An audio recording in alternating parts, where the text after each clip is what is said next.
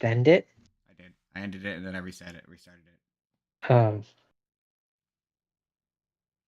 There will be none of your sass today, Jordan. I will have none of it. okay, you can hear us. Good. Good. Good. Oh, I wanted to see if, Good. just out of Oh, curiosity, before we start the show, I want to try something. Hold on. Let me know when you're done doesn't look editing. doesn't look like they have what they have on the Facebook one. That's okay. I was just gonna see if I could make it look like Canada behind me. Tell me what happens when I do this. Nothing. Oh, Oh, watch stream. can you see that? I can. I see your screen. You're watching YouTube.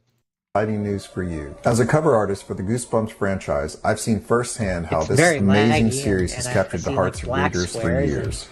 And now it's time to bring our spooky world to life like never before. Introducing 1 week.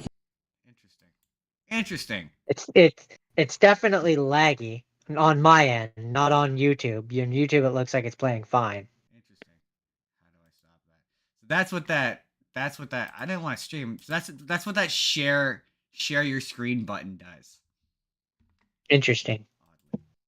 Oddly. Oddly. That was on online, by the way. Yeah, I know. I wanted to. I'm gonna play for the promo. I'm gonna play one of their promo videos. I wanted to play. They've got a couple of good ones, but a lot of them are like TikTok, and it just doesn't look good on my screen. So I might play two. We'll see. If it feels like really deraily, I might not, but we'll see. Anyway, let's start the show. And 3, 2, 1. Hold on. In 3, 2, 1. This podcast is brought to you by. It's part of the. Oh fuck me! Nope. God damn, Joe! You threw off my groove. Sorry, everybody. Well, I'm so I can't. You're just. I'm just looking at your forehead right now because my screen. You're frozen. Damn it! Can you hear me though? Not on you. It's not on YouTube. I can hear you. It did this before when we streamed before, and you were just in the same position for the entire time when we had one of our guests. Oh, weird. Okay. Anyway, in I just, three. I just never said anything because if I can hear you, that's all that really Yeah, matters. exactly. In 3, 2, 1. This podcast is brought to you by the Arate Podcast Pantheon. Please head to aratemedia.org to see lots of other podcasts from our great friends. And if you would like to start your own podcast, they can provide you with all the resources to do so there. That's aratemedia.org. ARETE media.org. On with the show, Jordan. With the show, and I will say, on my end, it kept doing that thing where you would get really quiet and really loud and really quiet. So I don't know if that's going to show up. Oh, man. Why is it doing that? I don't understand why it's doing that. Hopefully it doesn't. Yeah, hopefully it doesn't. I don't know. Anyway, welcome to the Spur of the Moment podcast, everybody. On today's show, We're doing it on a Monday, guys. Monday. Today's show. First up, as Justin, always, it's the news. Do you want? We're gonna Do you talk want to about. tell them why we're doing it on a Monday? Hold on. I'm getting there. Let me get through the intro first. Spur of the Moment podcast. First up is the news, including Shrek 5 is apparently happening. There's a Donkey movie. A new Hellboy trailer came out today. And there's a Terminator game apparently coming out. That's all news. That's all happening first. And then, yes, today we are doing the podcast on a Monday for a very special reason. And as always, I forgot. We always begin every podcast by reciting the Canadian national anthem. So Jordan, if you would. We please, do? Okay. Please. Oh, Canada. Canada, our home and native land. True True patriot love. love. I can't. Stop. I thought I could. It's Canada Day, everybody. It's Canada Day. Welcome to Canada Day. And so today, in the second half of the show, we're going to be talking Canada. We've got some Canadian nostalgia for you guys. We're going to be asking the question, is this thing Canadian? How Canadian is this thing? How is it very Canadian? It's pretty Canadian. So yeah, come on by learn some stuff about Canada. It's gonna be a I'm good learning time. about Canada, eh? We're gonna have a good time going down to Tim Jordan, Hortons, getting some. no. That's the second half. It's too soon. It's Oh, too soon for okay, that. okay, okay. Don't I'm worry. sorry. That bullshit is coming. Anyway, I guess we can kind of meld it real quick. We could do a real quick new shit. We saw Inside Out 2 this We weekend. did see Inside Out too. That was a And good movie. it is very good. I really liked it. I don't know. I don't know if I could say I like it better than the first one. Do you like it better than the first one, or is it Oh, the same? I It feels like the don't. same. It's I think I like it the same. To me, it's just a continuation of the first one. So everything that I like about it, it can only run because the first one built the world. yeah, and also it's just doing different things, right? This one's funny. This It's one's like just yeah. it's so funny. Like I was crying during it test. I had tears in my eyes. I was crying so hard. I I was mean, laughing so he was hard. laughing pretty. He was laughing pretty Oh my hard. god, it was like a gut. Oh, it was so funny. Like I don't want to Um, like I guess spoilers for this movie that's been out for a few weeks, but the her childhood show character Anger's like, who are you yeah, the talking dog. to? And it's He's like talking, he's and just then talking it's to the a wall. camera pans, and he's talking to a wall. He's Yeah, just yeah. talking to a wall. And my other favorite is the fighting game character who has a sword, who doesn't use the sword, he just turns into a ball. And he's in Oh, it's the so secret fucking vault. funny. He's in the secret vault because he's her favorite, even though he had like his powers are terrible, which is Yeah, which hilarious. is hilarious. Oh, it was so funny. And yeah, man, it definitely still gets The third place in the bin. representation of anxiety is I think very Oh, accurate. very good. Yeah. Um, Like panic attack. Yeah, man, it's really like oh, experiencing every it's emotion at once. That's really what it's like. an overload. It's an Yeah. overload. Oh, and it's just yeah, they do a really good job, and it's a really good movie. And I also in terms of theater going experiences for the past little while, it was a good one. We didn't have a bunch of people talking and being obnoxious. It I was mean, to very be fair, nice. we went to a kids movie a week late and we sat in the You best, know, objectively the best seat. Okay. Spur of the moment from here. the hot tip. Hot tip. The best. I can't speak for American theaters, but certainly Canadian Cineplex ones. The best, objectively best place to sit in the theater now, back corner. Objectively, Because you it doesn't matter which because if side. It you're can be the left or the right especially side, but it doesn't. especially But if you're especially if you're on the like if you're on the inside, then you don't have anyone on your right, you don't have anyone behind you, you don't have you usually depending on the movie don't have anyone in front of you because they haven't been that busy, and yeah, the only person that's beside you on your left is like me, it's Justin, it's the person I went with, yeah, and if he's too yeah, loud I just exactly. elbow him. Yeah, and then for me, it's like yeah, it's just the aisle, and then yeah, the person across from me, like when we did this the first time, she was on her phone the whole time, but the lights from the aisle like sort of like obscure it a little bit, so it's not quite as obnoxious. It's still obnoxious, but it's less obnoxious. And you're Um, just far away from yeah, people. and also in our theaters, like you get all this extra leg room. It's really sweet. So yeah, from That now yeah, on, that too. back corner, and honestly, I'm pretty sure it would go for the other corner as well. I think would be equally good. I think so. So Might be better. We haven't tried it. I've been kind of kind of stalling because I pulled this article that says what emotions didn't make it into Inside Out, and I've been kind of trying to on the sly, not very well. I saw an interview where the creators were like they wanted to make jealousy, and jealousy would have been a twin of envy, and no one would be able to tell them apart, and that would be the joke. Oh, that's interesting. I didn't this now that I've read it a bit more thoroughly. It said shame and guilt, There was shame and guilt. guilt. Yeah, that I had heard those two. There was one other one that he said in that interview, which I can't remember, but the jealousy one was the one that was that stuck out to me. But shame and guilt. See, I to me, and this is my number. My I only really have To one me, criticism, and ennui. shame, Ennui just didn't shame, work for me. That was my one thing. shame. Ennui did not work. Shame would kind of to me just be the same as embarrassment though. But it could be a more expressive version of And yeah, embarrassment. I agree. I hate ennui. I think it's the worst. I'm just looking for an emotion to swap out for ennui because I just don't think ennui works. Not for me. Maybe I don't know. What was interesting though is they reportedly brought in like teenage girls to like critique it. So maybe teenage girls or teenagers are like, yeah, ennui. We experience ennui. Like, okay. Okay. Um, But I doubt they call it ennui. No. I guarantee you the emotion those Again, teenage girls call it is apathy. It just feels like ennui exists purely to facilitate the gag about the sarcasm. Just make No, ennui sarcasm. Sarcasm is kind of an ennui emotion. exists. Ennui exists so they can make him French. Yes, but I mean, Otherwise they would have just called him apathy or boredom. right, but even then, that character as a function, I still think even if you change it to boredom or apathy, it's still equally as vague and nebulous. Like when he takes over, No, it's just it doesn't. To me, it's the same. It's the same effective. Like it's just a synonym. Like I think a whole different. I don't know what. I don't know. I don't think just sarcasm. I think just blanket sarcasm. If you wanted to do sarcasm, have sarcasm be one of the emotions. Because I don't know. I don't know that boredom but is sarcasm isn't an emotion. but neither is boredom. I mean, boredom is a state of a It's being, exactly which would be the same as joy. You can be joyful. right, but you can be sarcastic. No, but that's not an emotion.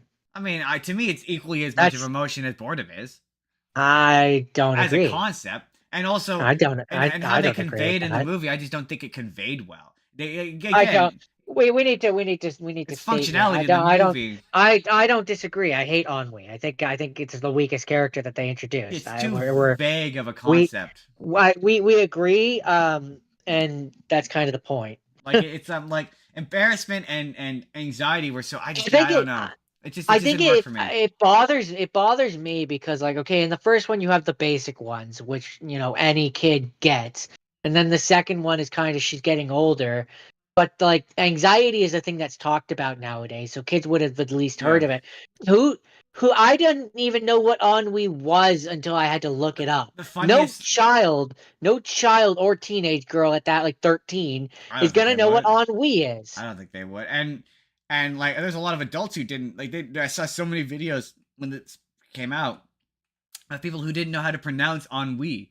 Like Yeah, no, they like the creators had to come out and explain what it was because yeah, nobody knows what ennui is, which is what makes it a stupid emotion to choose. Um um There's better and more interesting things, especially for a 13-year-old teenage girl yeah. that you could have chosen. Um um sorry, I had a thought. I was gonna nope. Other than when they make the third one, adult Riley. That's the next step. That's the next. For me, I've already said it. 18. Like she's just graduated high school because these movies for Riley's story seem to be about transitional moments in her life. So this one is start of high school. So to me, logically, just makes sense. Like start of university, start of college. Like she's unsure about which direction she's gonna take her life. Like to me, when you become an adult and make it about the transition of the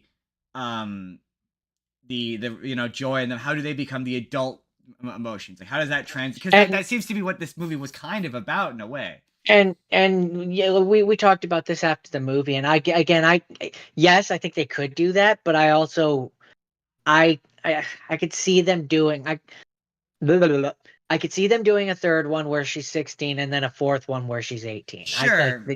But this feels like the kind of movie that's going to be like the kind of franchise that's like, we better not risk the assumption that we're going to get a fourth one. Let's just put it all in the third one.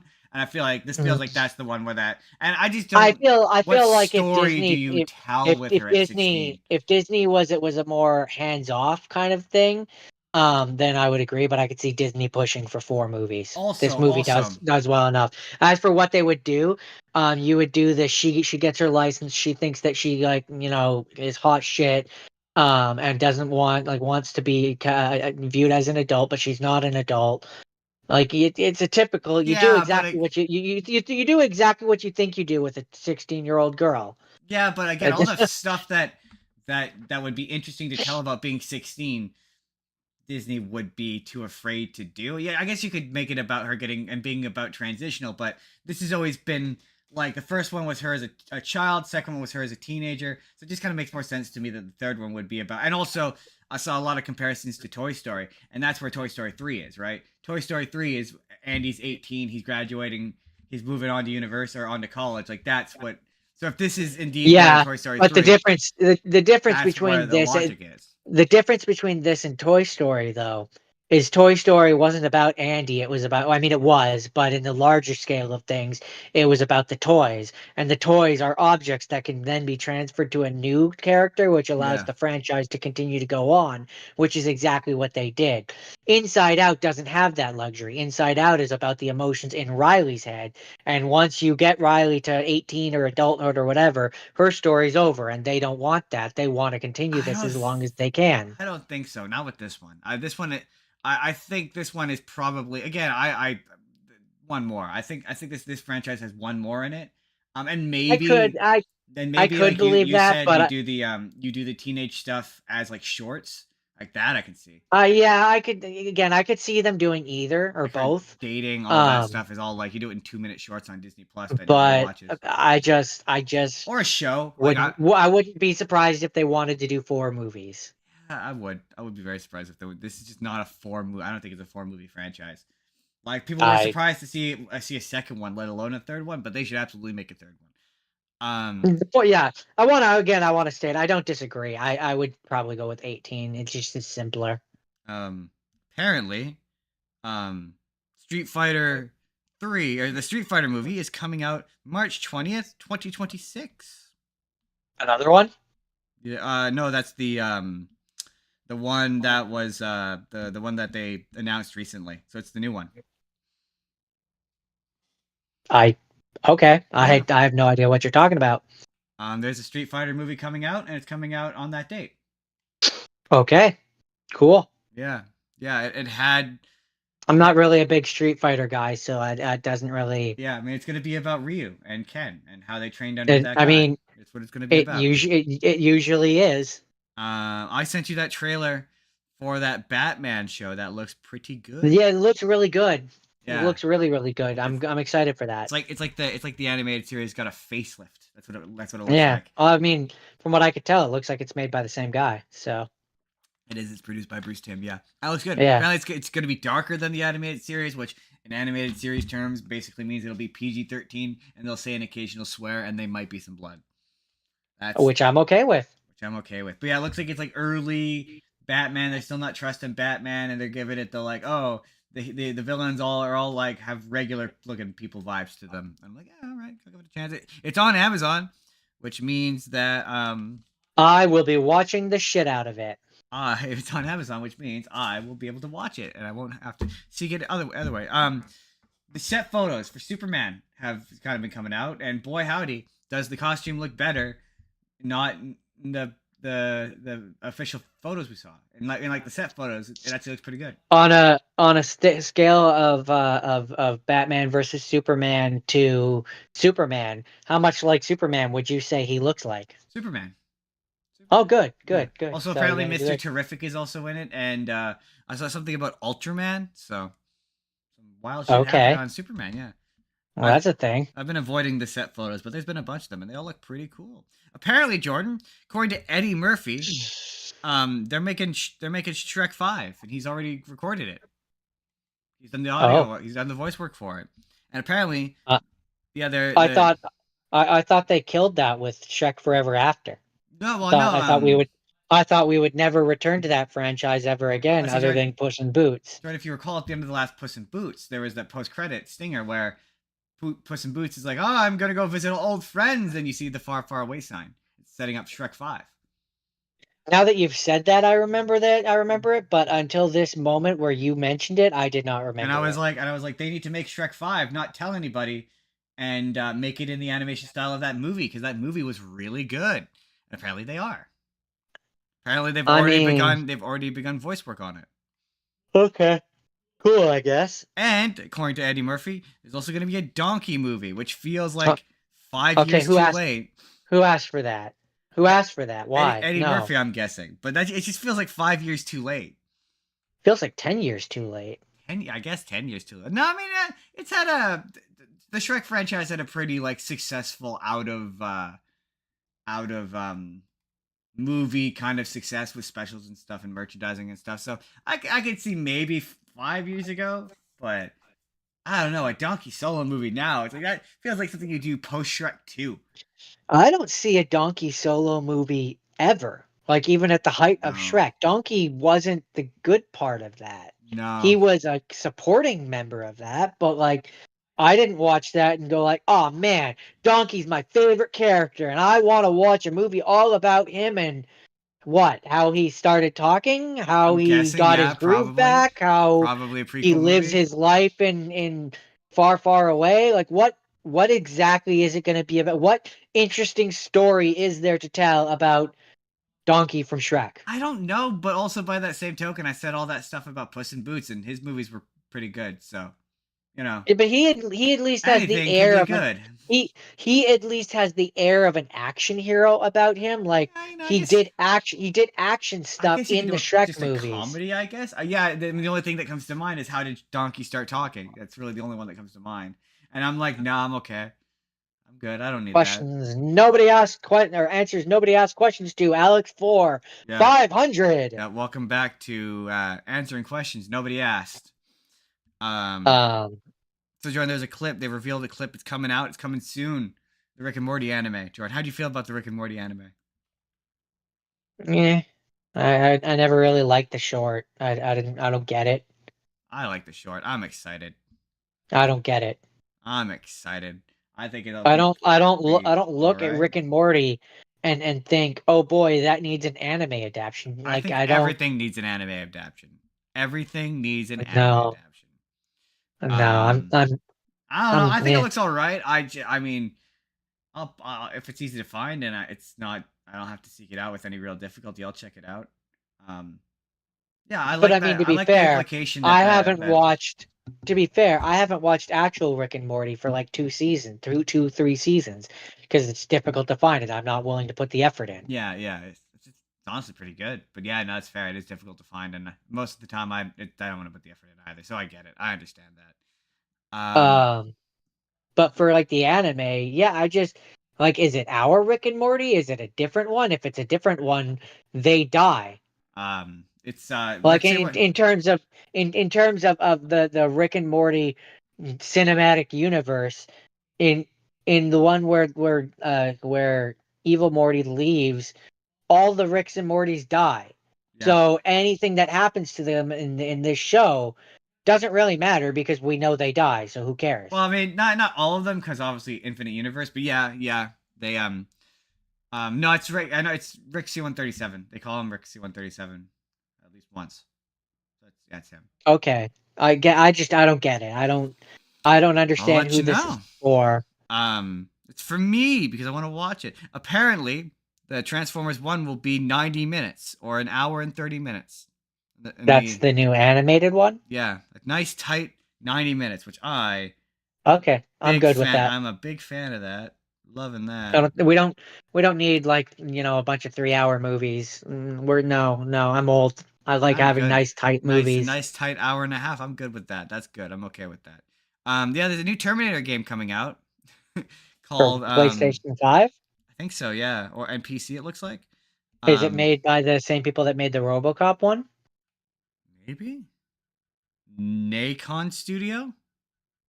I don't know. You'd have to look up who made the I'm not sure, RoboCop one. but it looks pretty sweet.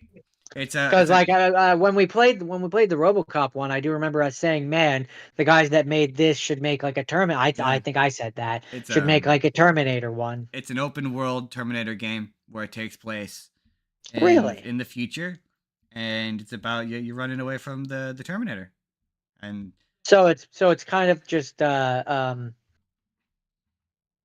Mad Max game.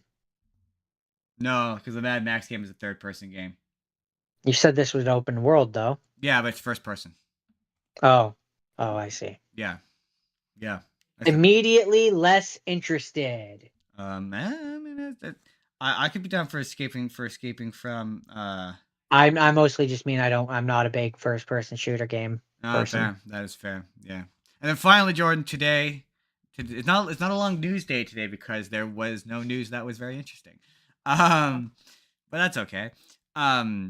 There's a new Hellboy movie coming out, and the trailer came out today. And boy, howdy, Li- Jordan, Live action? live action, yeah. And Okay. it looks like dog shit. It looks bad. It looks really bad. Like Like, I don't know if you remember, I did the previous one on the show, and I said he really gets lost in the prosthetics. Well, this is the opposite problem, where he has like no prosthetics, so he just kind of looks like a guy in red makeup who doesn't really look like Hellboy. And I'm like, why isn't this animated? Just make this franchise animated. This franchise would be so much more successful if you made it animated. Like, I mean, clearly, it's not working in live I, action. I have to dispute that because I watched if you recall, for this, I watched a couple of the animated ones, and it's really not any more successful than that medium Right, either. that was straight to He's DVD. I'm talking he's theatrical. he's kind of just a boring character. I don't know. Maybe his comics are good, but just like, yeah, well, no, that's not fair. I don't think he's a boring character. I like the 2019 movie. I'm just saying, he just as like, it just doesn't look good in live action. I don't know why. They have this continued insistence on doing him practically, but I don't think it's ever looked good. And people are like, oh, the OG one from the original movies looks good. I'm like, no, I don't think it does. If they're gonna do a live action one, they should marvel it up and use some CG. Yeah, use him. Get him in that CGI suit. I'm sure someone out there will hate me for saying that, but I don't care. I don't care. With that, I gotta be honest. I'm not a big Hellboy guy, so I really, and I mean this in the nicest way possible, Hellboy could give two shits about his movies. Care less. So with and that, I'm sure I'm gonna receive some flack for that. So with that, let's move into the sponsorship section of the podcast, Jordan. And today's sponsor, until at the very least the end of the month, who knows, maybe longer. One Weekend at Horrorland. Okay, we cannot stress enough to you all the reasons why you need to go back this Kickstarter. We've already been there. So today I'm just gonna play you a few advertisements. I think I'm gonna play the two. One of them is coming off of TikTok, so I apologize. It's going to look like crap. But enjoy those, and then we'll come back. And then Canada Day special, everybody. There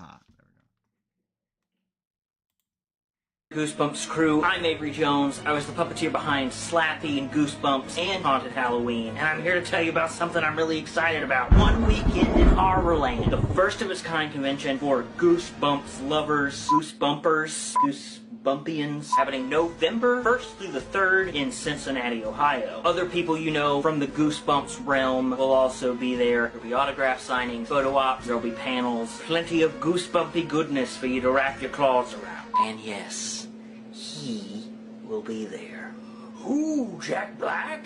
But here's the thing, this con can't happen without your help. Head over to Kickstarter and check out all the tiers. You only have until July 30th to register, so head over and pledge to this one-of-a-kind event that's sure to give you, oh, what's the word? Goosebumps. Is that alright? Do it once more, with feeling. Hey there, Goosebumps crew. I'm Avery Jones. I was the puppeteer behind. Let's play again. We don't want it to play again. That is ad number 1, and just because it's Canada Day special, we're gonna play the other one. Hey there, Goosebumps fans. Are you ready for the ultimate horror-filled adventure? Well, listen up, because I got some exciting news for you. As a cover artist for the Goosebumps franchise, I've seen firsthand how this amazing series has captured the hearts of readers for years. And now it's time to bring our spooky world to life like never before. Introducing One Weekend at Horrorland, the biggest Goosebumps convention ever. But here's the catch, we need your help to make it happen. That's right, we're calling on all you diehard Goosebumps fans to join us on our Kickstarter campaign and help donate towards this incredible event. With your donations, we'll transform One Weekend at Horrorland into a mesmerizing celebration of all things Goosebumps. You'll have a chance to meet some of your favorite authors and artists, dive into some thrilling interactive experiences, and even get your hands on some limited edition Goosebumps merchandise. Trust me, it's going to be epic. Don't miss out on this exciting opportunity to become a part of the Goosebumps family. So head over to our Kickstarter page and let's make One Weekend at Horrorland a reality. Save the date and let's make this convention a sleeves-turning success. Thanks.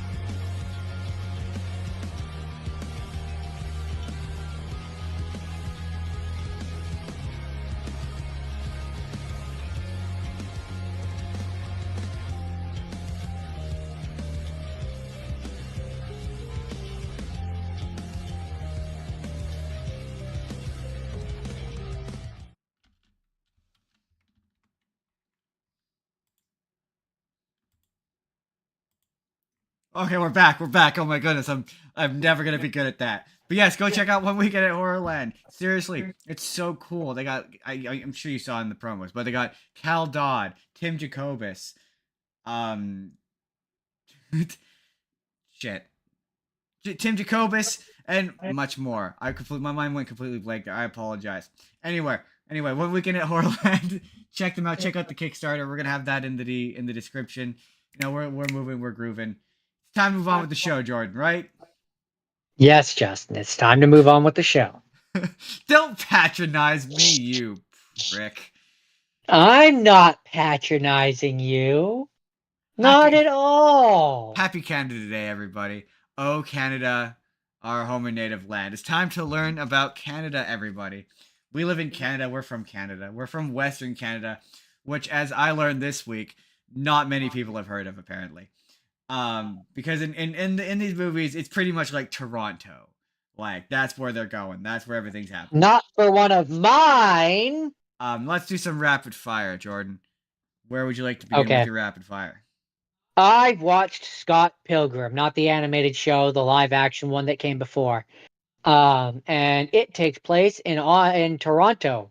Funny that you say Toronto, because it takes place in Toronto. That movie's funny because a lot of people don't really realize it's so Canadian, but Canada isn't really part of its identity, and it's like it is in the manga, but not so much in the movie. No, they kind of, other than it really taking place in Canada, there really isn't anything. I mean, and the fact that they a lot of the guys burst into coins, like toonies and loonies and stuff.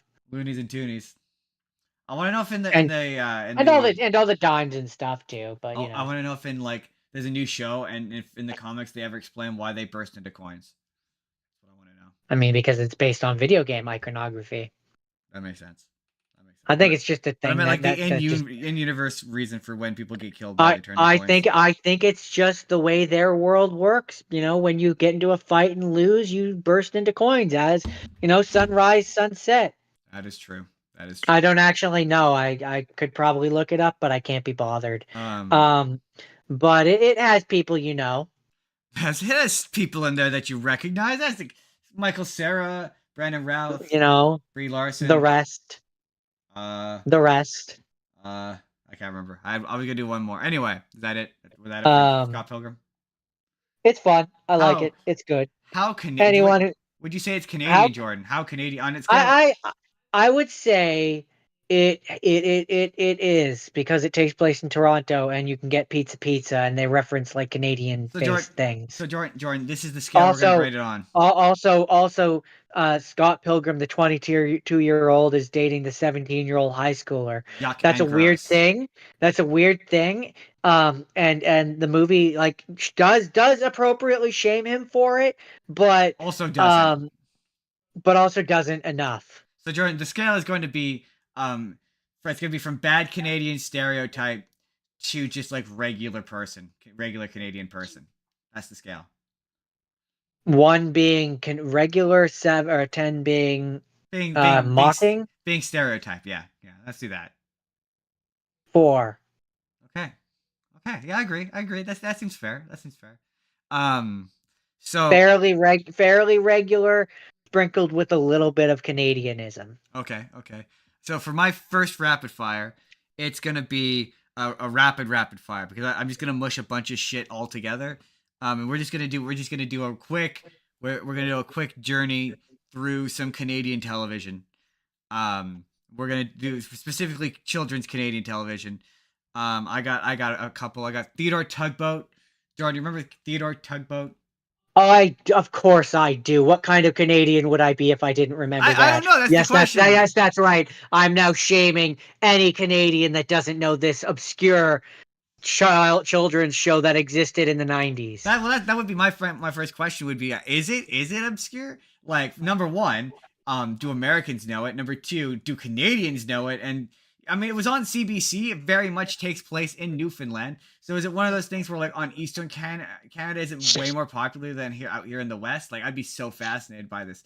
Now, see, I can't answer this. This is going to have to be an audience question because I watched it as a kid. Yeah. I mean, it's for those who haven't seen Theodore Tugboat. It's basically Thomas the Tank Engine knockoff, like But right with down to boats. there's a narrator.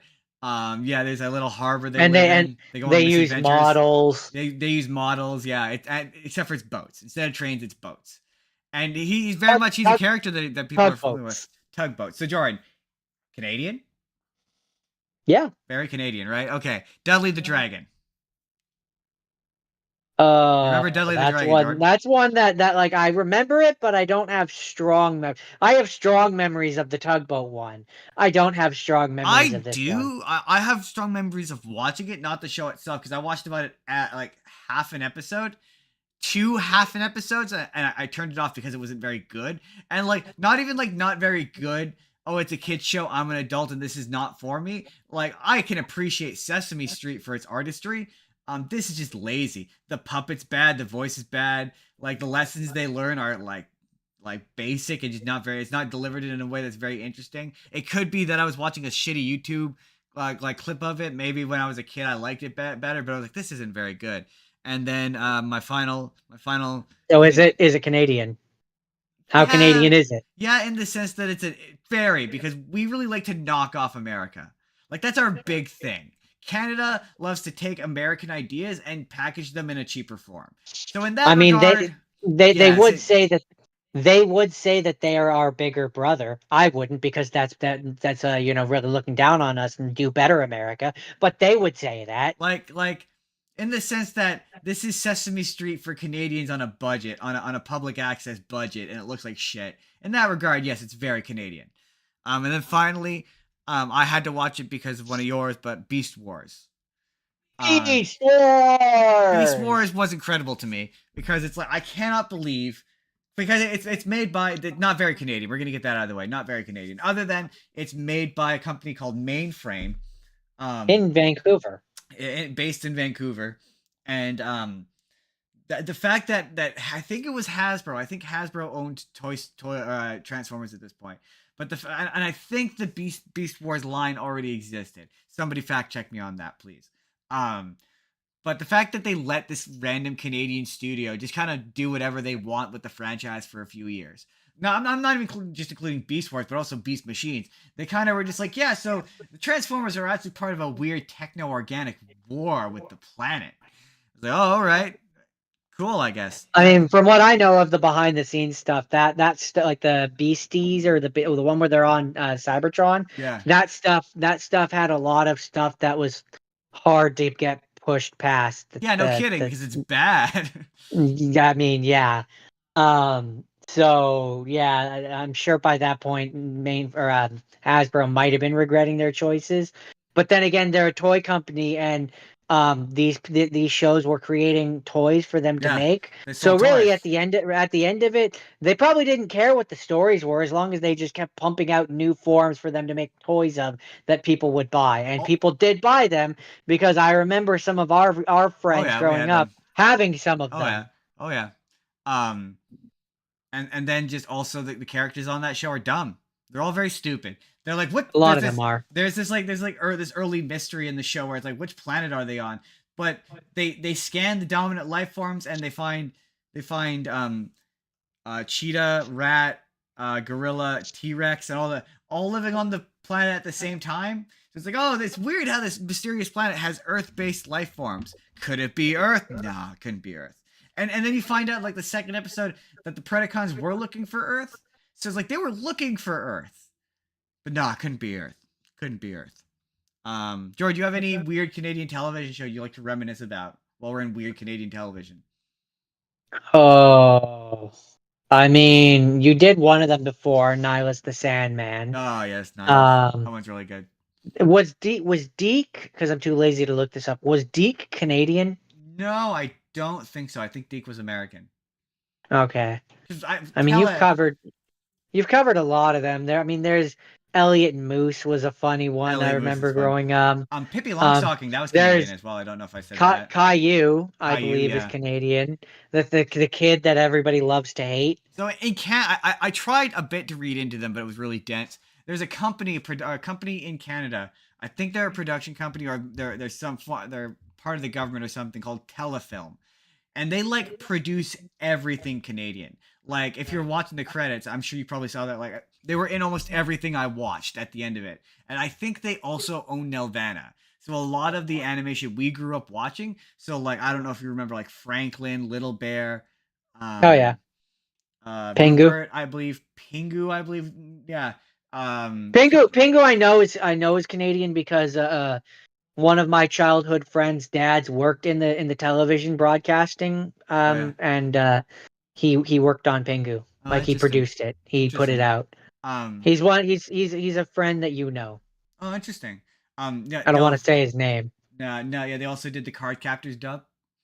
That was Oh Nelvana yeah, as well. Yeah. there's Cyber Yeah. 6. Nelvana did that as well. So yeah. So like if you've ever seen the logo Nelvana, it's probably in some way produced or made in Canada. Just so you know.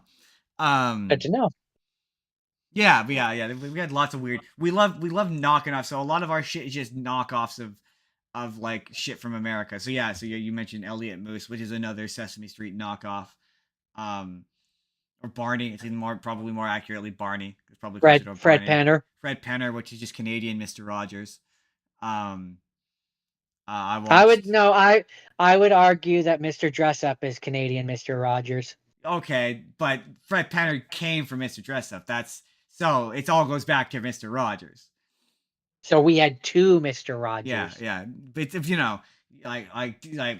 guy who talks to the camera, and he's just a guy. Like that's my thing with Mr. Rogers and Mr. Dress Up and Fred Penner. That's just a guy. He's just a guy. They're just good guys. They're just good guys people. who you would trust with your kids, and there's just nothing wrong with them. And it was Yeah. That's our brief trip through Canadian television. I don't know. Oh, we didn't even talk about. We were going to talk about our weird Canadian PSAs. You know what? Let's do it now, and then I'll turn it into a short. Does anyone remember those weird Canadian PSAs? Jordan, what's your favorite Canadian PSA? I mean, for me, it's always going to be the Canadian house hippo. How could you not love the Canadian house hippo? I wanted one growing up. I remember, like all of us kids thought it was a real thing, and we all wanted a house hippo. I mean, don't you put it in your mouth? Don't you put it in your mouth? In your mouth, or stay alert, stay safe. Is that one Canadian? I think so. Oh, or okay. there's the. Oh yeah, that one. Yeah, I remember that the one. The little girl's chasing the boy. I remember that one. I'm a TV. I can show my TV. I'm just a TV. You're the one with choices. You can go outside, see the world. You can do this, that.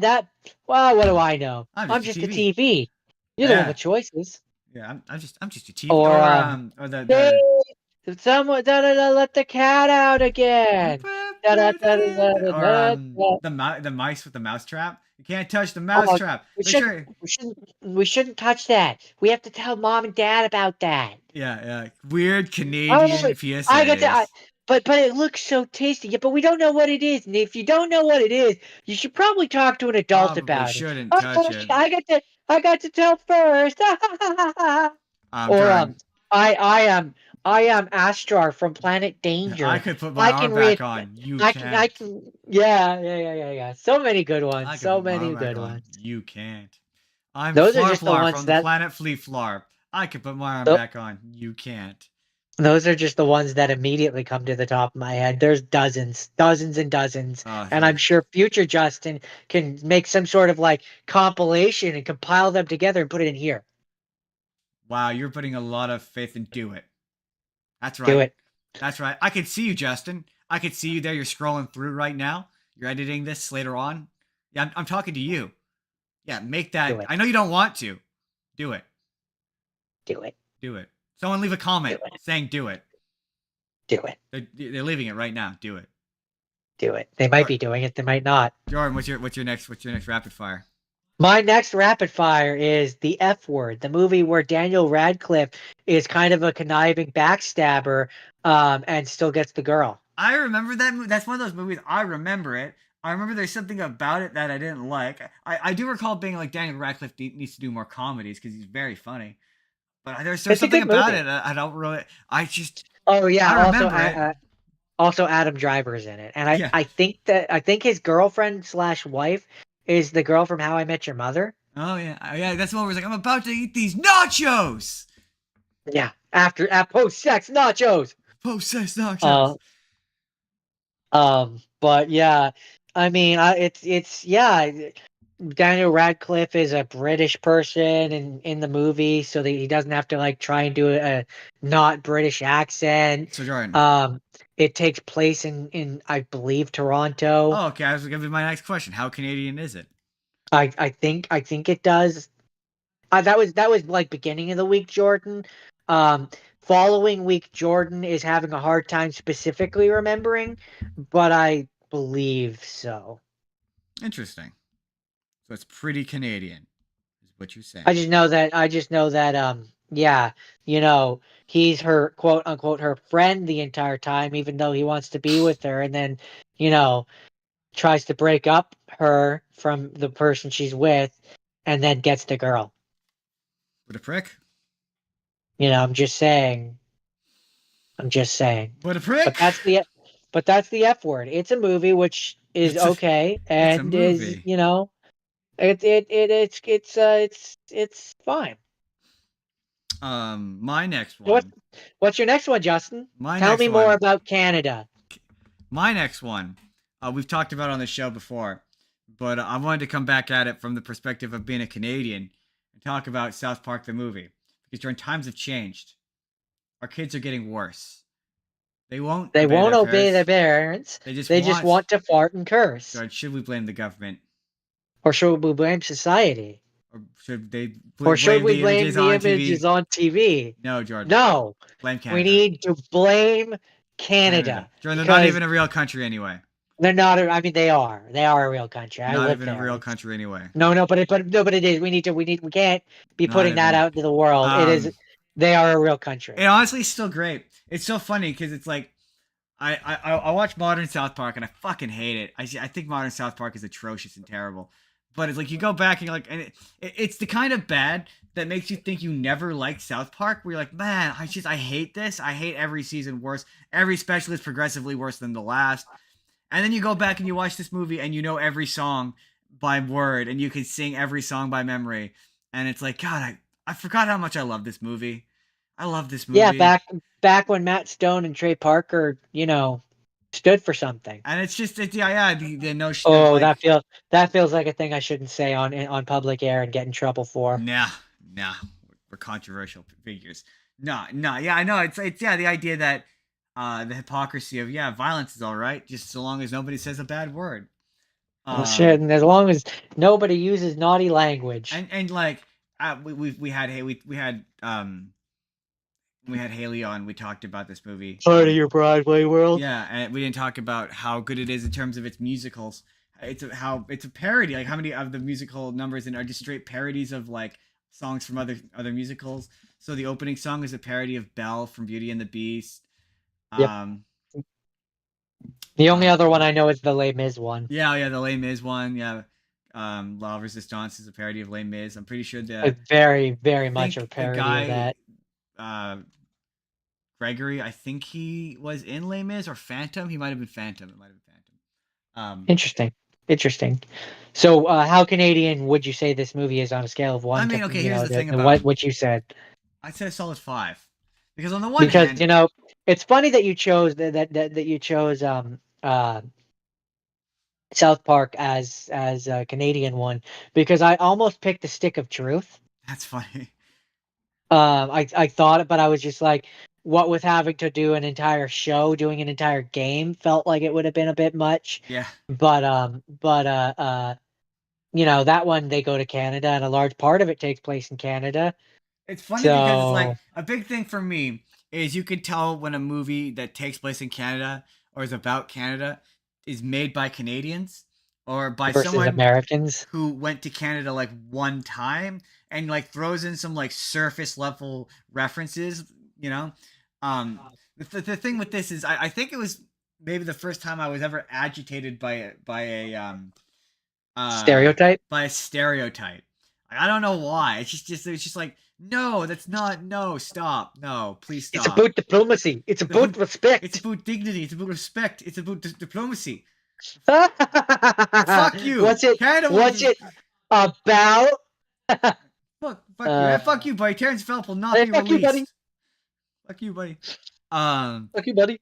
I don't know. Maybe we do. Hey, buddy, Maybe we we, do we, talk about we it. gotta go. We gotta go to Tim Hortons. We We talk gotta like go this get a double with our double flapping heads. I don't know. with our floppy heads. You know, we gotta go to Tim Flapping Hortons. heads. Jordan, the Get day will live in infamy. This is just evolving to us doing quotes from South Park the movie. This day will live in infamy today, as the the day Canadians have bombed the as the Baldwins. Canadians have bombed the Baldwins.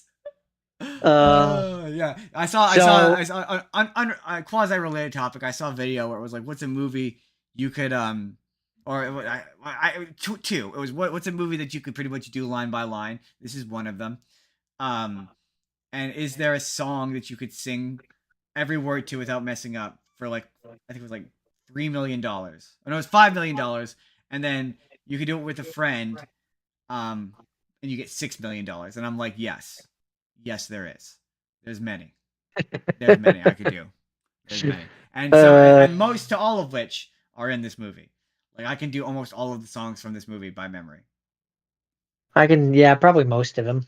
Like that's just great, classic movie, really great. It's kind of Canadian. It's pretty Canadian. I mean, So everything like worked what? out with a happy end. Like a 7? No, it's a 5. Like no, like because the top end 10 was like parodying Canada. No, I have it. I have a 10. I have a couple 10s. We're gonna get to the 10s. Okay. This is a 5. Well, This so is all 5. I would have said it was a 7. It's not an accurate representation of Canada. It's just not. No, I know. That's why it's a 7. No.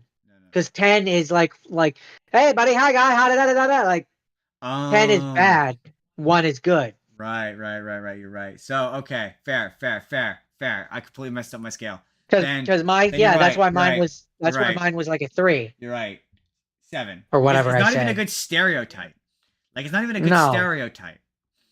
That's fair. You're right. I forgot the scale worked in reverse. So yeah, I say 7. 7 is fair. Yeah, 7.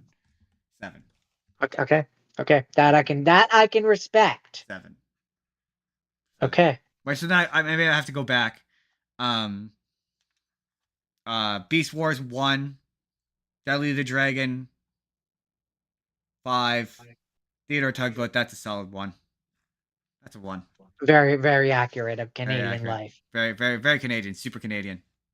Okay. What's your next And one, not in a condescending way. Not necessarily, but that's because that one was made. Those were made by Canadians, so you know. Yeah.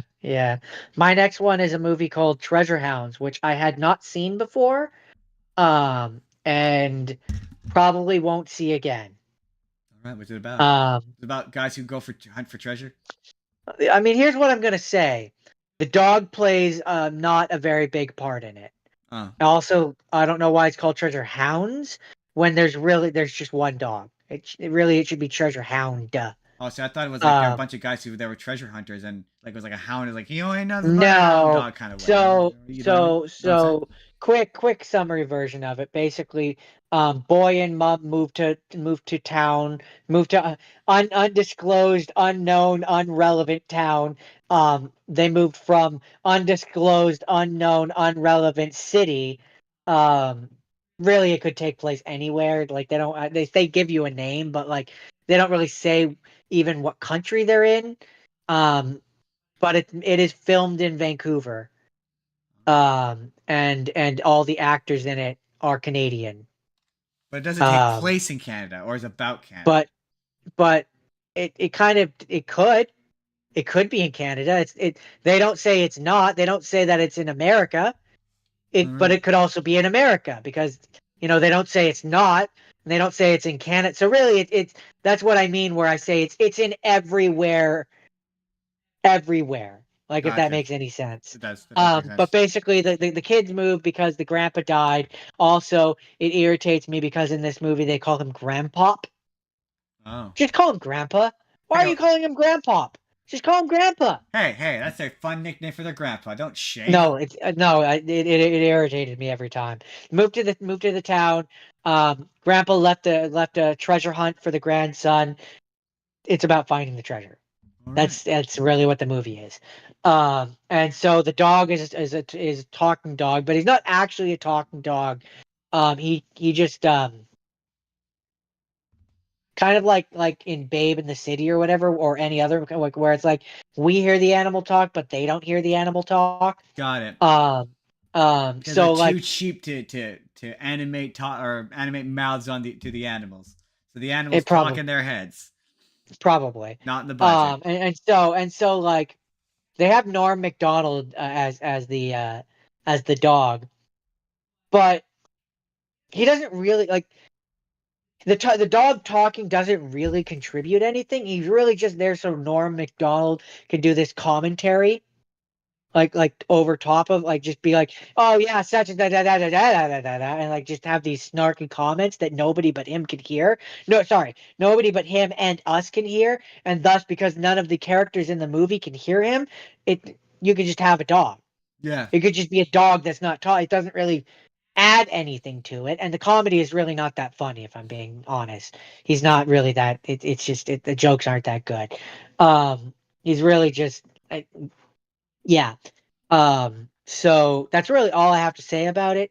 It's fine. It's It's fine. inoffensive. It's all right.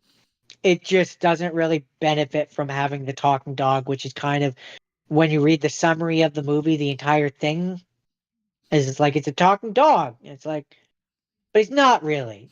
He's not really a talking dog. He's talking to himself. He's thinking. He's a thinking dog, but he's not talking. He's a thinking, talking dog. Sorry, He's it just a irritates contemplative me. dog. He's contemplating. Anyway, that's Treasure Hounds. It's fine. I don't have a lot more to say. I could complain about the narrative things that drive me crazy about it, but you know, it's a movie for children that was filmed in Canada, probably didn't have a very big budget, and it came out in 2017. Okay. My Doesn't last. it doesn't even have a Wikipedia article. That, That's how you know what That's- kind of movie it is. that's real Canadian. My final rapid fire for the week So is so in terms of how can it 3, I guess, or 2, like it's not actually Canadian really in any way, I lied. I have but one it's more. not a parody. So like on our scale, I guess that would make it a 1. Yeah. It's not very Canadian. It's just made in Canada. Doesn't Yeah. Yeah. Speaking of that, I have 2 more rapid fire. My second to last rapid fire. I have one more rapid fire. It's Tucker and Dale versus Evil, which is Have you seen Tucker and Dale versus Evil, Jordan? I don't even recognize the name. It's about 2 guys, Tucker and Dale. And they're against evil. They have gone to their cabin for the weekend, and they're gonna fix it. And meanwhile, this group of teenagers, like Hoodlums? young teenage, no, like good-looking teenagers, have also gone up to this lake for the weekend. And it's basically a comedy of errors where the teenagers the college kids think that Tucker and Dale are these creepy evil hillbillies, and they just keep getting into weird random accidents around them, so it looks like they're killing them, but like they just keep so like at one point the one hillbilly is played by Alan Tudyk, and he goes to slice it, like he accidentally slices into a bee's nest, and he gets all stung in the face, and he's like running, and he's got the chainsaw over his head. He's swinging it back and forth, and the teenagers see him like angrily coming at them, so they think that like he's gonna attack them, or like a couple of the college kids, like they like start running him at them with like a javelin, and he trips and misses and accidentally impales himself with the javelin, stuff like that. That's funny. And so the guy's like we need to call the police. He's like, what am I gonna say? Like these college kids just showed up at my place and just started killing themselves, like, and Yeah, this does sound familiar now that you're and describing he's it. like, so the cop shows up and he's like, okay, so these kids showed up, and this is gonna sound crazy, but they just sort of plumb started killing themselves. And yeah, and there's a whole mystery involving one of the college kids' backstory, and I don't want to give it away because it's really funny. But it's just a very funny movie that's also very violent, but in like a cartoonish way. How Canadian is it? That is the thing. It's one of those ones where doesn't take place in Canada. It mostly was just filmed in Canada. So it was filmed and it was made by, I think it was made by Canadians, but it was filmed up in Calgary. So I guess, yeah, on our scale, 1, I suppose. Not not super Canadian. Not like, I guess its setting and location is Canadian, but doesn't really involve any part of it. I just picked it because I really liked that movie and I saw it had a Canadian attachment to it. I'm like, I can watch this one, so I did. Okay. I respect that. I respect your choice, and I respect you for making it. My final rapid fire, I assume you're done. Yeah, that's it. Yeah. My final rapid fire is a movie called Goon, which, in terms of the character, the main character, so picture if you took the innocence of Forrest Gump's Tom Hanks character, and made him look like Stifler from American Pie.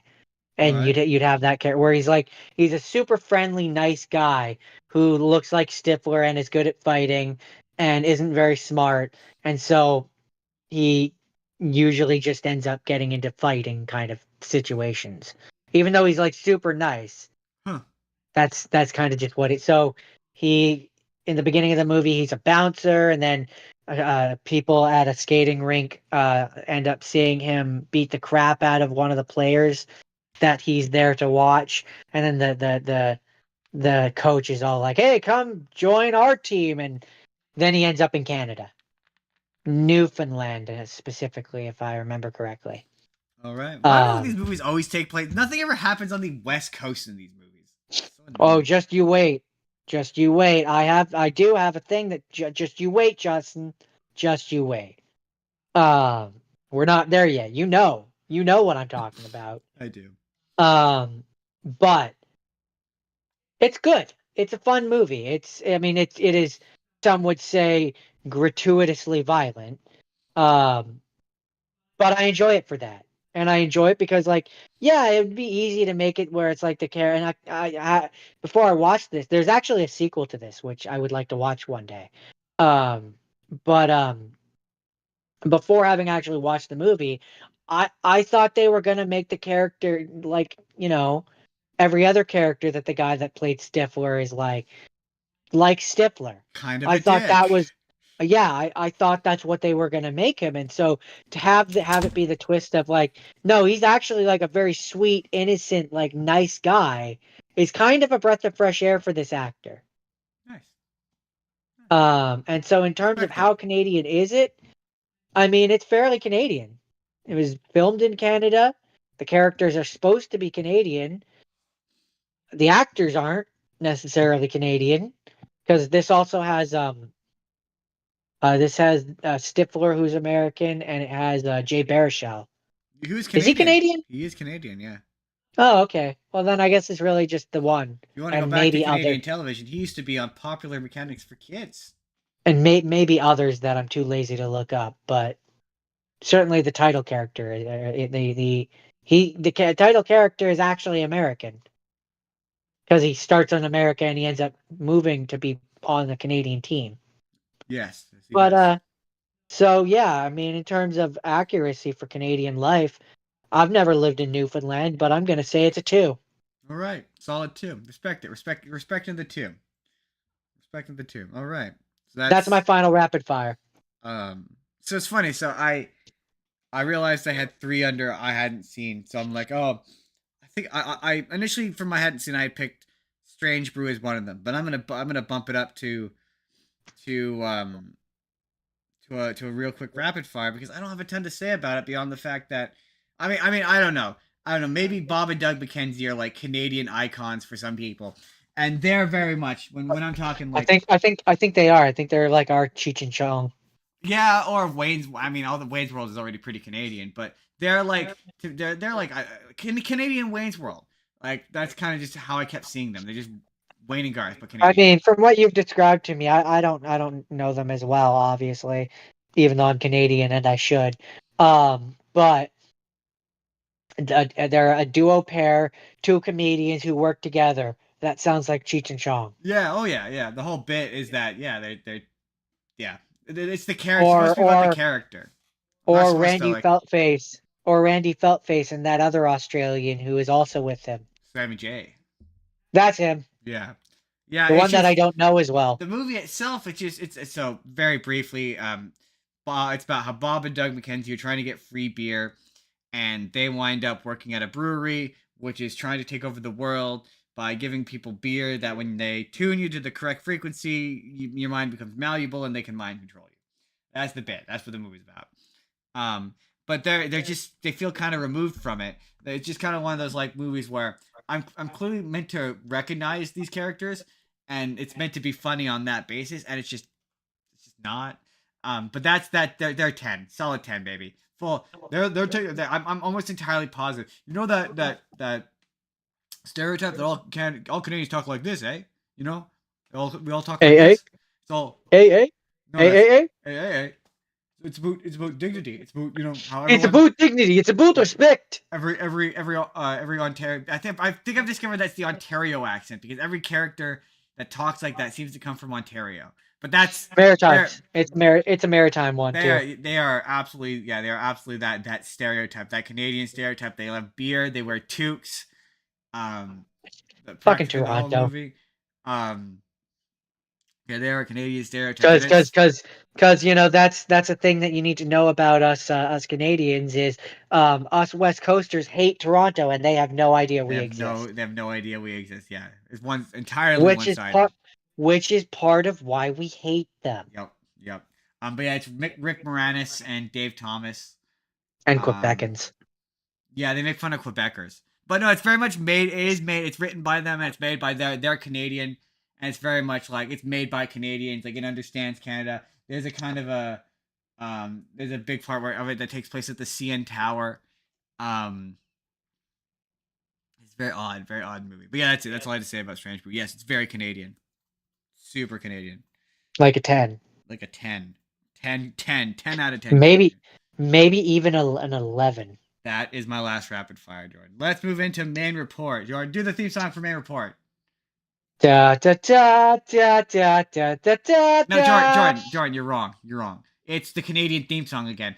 Oh, Canada, we stand on guard for.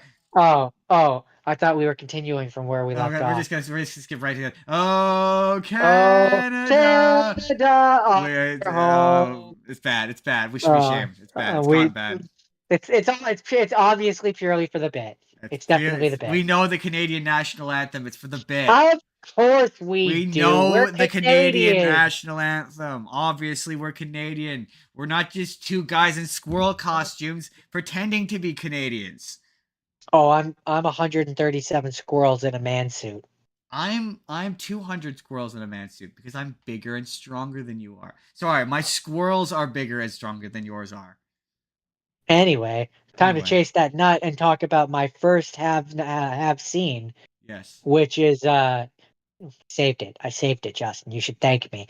Is Gunless. It's a movie called Gunless. It's a 2010 Canadian Western comedy film. And I forgot I watched until Jordan showed me the trailer, and I was like, "Oh yeah, that's from that period of time where we would watch literally anything." Directed by William Phillips and released by Alliance Films. Yeah, that movie is pretty Canadian. Made by Canadians, takes place in Canada. It takes place in the Dominion of Canada. Yep. It's about, for those who don't know, a Montana kid comes up to Canada, and things happen. That's really all you need to. That's really all you need to know. And we're out, everybody. No, that was one of those ones they really pushed it at Cineplex, Canadian Cineplex theaters.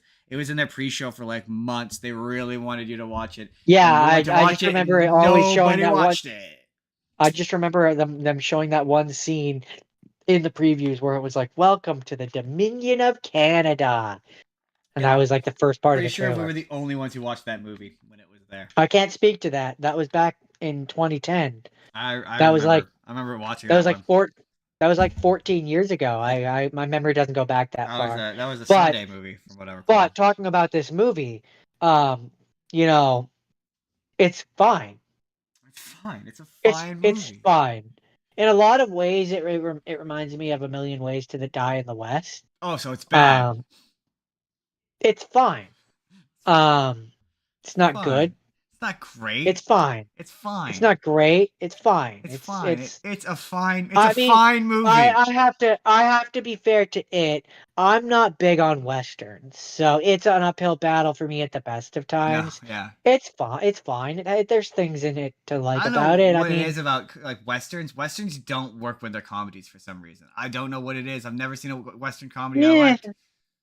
I mean, Sure, I'm I just don't not like big on most westerns. westerns. I just don't like westerns Yeah, I'm not big generally. on westerns generally. Not me neither. But yeah, so yeah, I mean, I don't have a lot to say about it.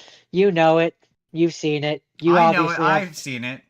Perhaps You we should you tell the audience, half of which is American, about this movie, this Canadian movie they might not have seen. So I mean, I did. it's about a guy who he's a criminal and he goes to Canada. He can't use guns. Yeah. Yeah. That's what I said. Oh, I tuned out there. Montana, That's how bored I was by this movie. the Montana kid goes up to the Rockies specifically. He goes to a town there. And if you want more of the details, Blacksmith pisses him off. He challenges him to a gun duel, but we don't really do those in Canada. And so Blacksmith doesn't have a gun. Montana kid, basically fixes a gun for him so they could have their shoot up. But along the way, kind of discovers that he likes these people, and then his past catches up with him, and yada yada yada. Shenanigans. And the rest of the movie happens. I don't want to give the whole story away, even though I basically just did. All right.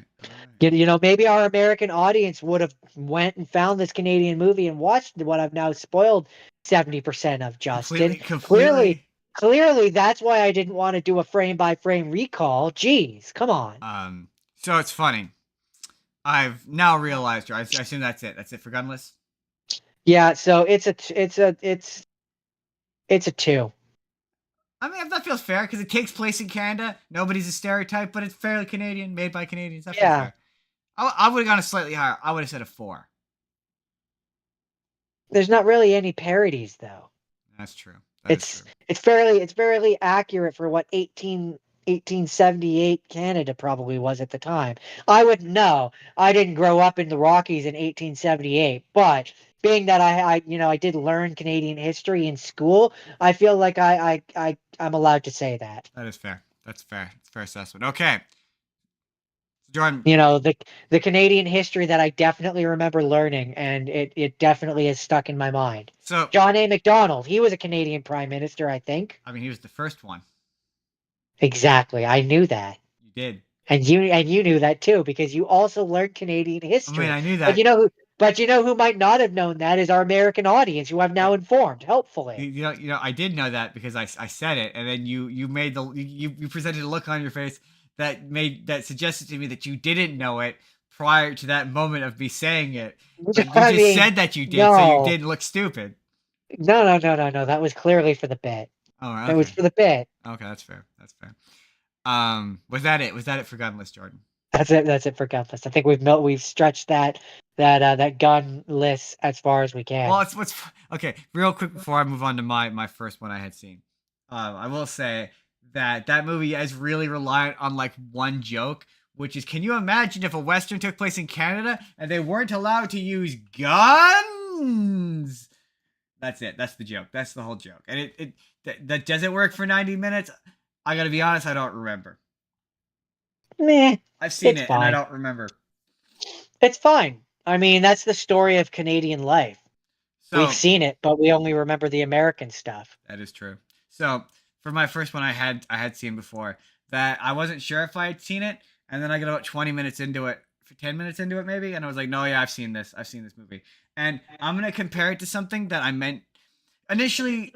Something else was gonna be a rapid fire instead of Strange Brew, but I decided I had more to say about the other thing, so I switched it up last minute. So Fubar 2, Jordan, have you heard of Fubar? No, I don't think I have. No? What about Fubar 2? I neither. I've never. No? Tell me about it. Okay. Well, Fubar is about these two Canadian guys whose names I'm going to quickly Google while I stall. And they are... Google and Wikipedia said that they were metalheads, but I would describe them as being total morons. But like not like in like a fun way. Like I don't know how to describe these kind of guys if you're not Canadian. They're just a particular kind of Canadian. Like they're real aggressive. Like they talk real So fast. would you You want to fuck around and find out? Hey there, bud. Hey there, sport. would you say that they Like, maybe go up and pull come out a log out of the tree, hey there, bud. from That guy. the province that's second from the left? Alberta, Jordan. You want to say Alberta? Yes. I'm trying not to be presumptuous. Terry and Dean. That's what their names are. Yes. Because it takes place. It's very Albertan movie. Like a big part of the movie is they go to West Edmonton Mall. Like it's literally a plot point in this movie. When you describe that particular kind of Canadian, to me as a Canadian, it connotates a certain province. Yeah. Alberta or Northern Ontario. Like just those two. Which our American audience might not know. That's basically the Canadian equivalent to like the South, essentially. Texas. That's Texas. Yeah, that's not just. I mean, But Texas, Alabama, Mississippi. Calgary had a Calgary South. Stampede. Calgary Stampede, like they're all about the cowboy shit. So I just mean in terms of just politically. That's our equivalent to the Deep South. And so yeah, this movie is about how they live in this house and they end up moving to Fort McMurray, getting oil pipeline jobs with their friends, and it's shot documentary style, but like unlike other documentaries, they never explain the camera crew. They never explain who's filming them or why or for what reason, or like ultimately, because like for example, and this is gonna come back later, but like in The Office, you know what the documentary The Office they're making is about. Like you know why the camera crew is there, and you know what they're there for. Here, kind of. Not in the beginning. It's kind of just a thing that, like, from what I remember of the first bit, it's not until like later on, near the end of the show, where they're like, "So are you ever gonna actually like release this documentary?" Right, and but the point is they address the fact that why the camera crew is there and why they're being filmed and what the purpose of filming them is. In universe, they're there to make a documentary. They don't say why they're there to make a doc, because obviously it's not a real documentary. These are fictional characters, so obviously they're not really making it. But in universe, they're making a documentary that conceivably people will eventually watch. Yeah. Okay. Yeah. Whereas in this, there's no explanation. There's a camera crew and a documentary crew following around these people, but it's never explained why. So there's points where it's presented at points as being like just like a regular narrative. So there's points where characters just talk to the camera. And it's like, who are you talking to? Who are you talking to, Dean? He's just talking to no one. Why is he talking to no one? And then the camera pans to the side and he's talking to the wall. Like, what is happening? Well, so yeah, there's only like it's just generally not very funny, and it presents Canadian like a particular kind of Canadian. He's just dumb, and yeah, no, there's only really like one joke in the movie that's funny, and it's there's a bit where I guess in the first one of the characters gets testicular cancer, and just out of nowhere in the third act of this movie, it gets really sad and really emotional, just completely out of nowhere. Like that sounds not fun. And so then he ends up getting a surgery to have this tumor on his. Plot point at the end of this movie is that the cancer comes back basically, and he develops cancer on his second testicle, so he has to have the other testicle removed, and he keeps threatening to go to Mexico basically. He's like, oh, I'm leaving for Mexico tomorrow.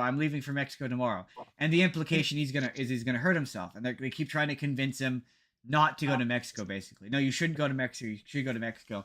And so the final night they're having this sort of party, whatever, where it's supposed to be like a going away party that's meant to convince him not to hurt himself. And interesting. And he starts to sing at this party, and he sings in this beautiful like heavy metal, like Axl Rose, you know, that kind of 80s hair metal kind of voice. And he can sing now beautifully, because there's a bit earlier on in the movie where he's part of a metal band and he can't sing. And so now he can sing beautifully, and now he has something to live for. And it's like the one joke. Oh, he can sing this beautiful falsetto because he has no testicles. Like it's like the one funny joke at the movie. It's like, okay, that's funny. I'll give you that's Oh funny. boy, That is funny. that's good. That is But rich. yeah, they're very much a 10. They're like, yeah, they're like the modern day equivalent to Bob and Doug, in my opinion, where it's just like, yeah, it's like one joke, and it's not, for me, it doesn't work. It's like one of those, I start to realize that televideo or whatever, this company must just be willing to produce anything, no matter of quality. Because it was bad. I was like, this is bad. This is a horrid movie. And it's like, man, I wouldn't want people to like see this and think that's what Canadians are like. Like, this is a reflection of Canada. It's, yeah, we're gonna get into what this is relative to one of my other hadn't scenes later. We're gonna come back to this temporarily, but that's it. That's all I have to say about Fubar. Just not very good. 10. Stereotypically Canadian and not in like a very fun way. But like also it's funny. A big thing I noticed with is, and I'm sure you're gonna say the same thing. Like, once again, you can tell when a movie that takes place in Canada is made by Canadians. So like this, very much the guys who make these movies, Canadian. They're very much Canadian. And a big thing with, we'll come back to it. We'll come back to it because it has more to do with the next one. That's it. That's Fubar 2. Bad movie, not very good. Didn't enjoy it. Thumbs down. So you said it was a 10. 10, yeah, absolute 10. Okay. So now I couldn't have a Canada Day episode and not talk about a thing that growing up was very near and dear to my heart. It almost made the nostalgia episode. It's Reboot. It's Reboot. Beboot. It's Beboot. It's a Canadian animated television series that was made in Vancouver. So here's the question, though. And is its genesis Canadian? Like, is it a Canadian well, born and I bred was just idea? as you were talking about your one that you just wore, I was kind of reading a little more about it, and with the idea. Hold on, I had it. I have to go back to development. It was initially conceived in 1984 by the British Creative Collection, the Hub. And then after 8 years of development, Wait, Pearson, Blair, and British Creative Collective, the Hub. Huh. Interesting. And then after 8 years of development, Pearson, Blair, and Mitchell moved to Vancouver, British Columbia to produce the series. No, it's not Canadian. So born? it originated. The idea originated. It appeared the idea originated in Britain, but like by the time it was actually being produced and made, it was Canadian. Interesting. So like none of the stuff like involving it being made happened anywhere else. That was all in Canada. So it still technically is Canadian. Interesting. So I'm not in trouble. Interesting. But I mean, it is when you actually know the history of it, it is a revolutionary show. It was the first show like completely CGI, and it's the behind the scenes stuff of it is fascinating because like when you look at the first season and how it was like serialized, they had to have a formula and they were very strict on what was and wasn't allowed. And then by the time you get to like the third season, and the tone of the show and the way that like everything it's about is just so completely changed. Oh yeah. And so different. By season 2, it was completely dark, completely different. And I mean, I love all the computer references, megabyte, or when him and hexadecimal are fused, how he's gigabyte, how his first inclination was kilobyte. Yep. I love dot matrix printers. You got binomes, which are ones and zeros. You've got hexadecimal, like hexadecimal code. Like so many references. I think even Bob is one, but I don't remember what it is. Or Andrea, which is AI. Yep. Mouse, obviously. Yep. Fong, which is a type of shader. Yeah, you've got Enzo. I don't remember what Enzo is. I don't either. But yeah, it's a show that's near and dear to my heart, and it is also one of the most infamous, at least probably in Canada, cliffhangers ever. I mean, that reboot's funny because a lot of people don't realize that it's Canadian. Like a lot of people think that it like they saw it on like Cartoon Network and they think it's American. That's when But it. no, but no, fuck you and your Cartoon Network. It's Canadian. Yeah, eat shit, Cartoon Network. That is a YTV baby. Like that's one of ours. Came from youth television, YTV in the zone. Baby. Take your Cartoon Network and shove it up your ass.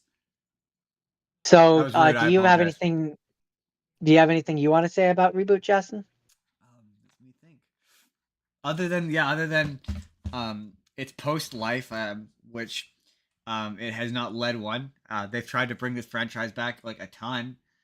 There's that point where where Mainframe turned into Rainmaker, and it was Rainmaker must have had like because they have not produced. I think they produced like one thing, and it was that Ratchet and Clank movie that just didn't do well. I thought they got shut down because I don't think the building they had in Vancouver. I might be wrong. Oh no, I think I'm thinking of Radical.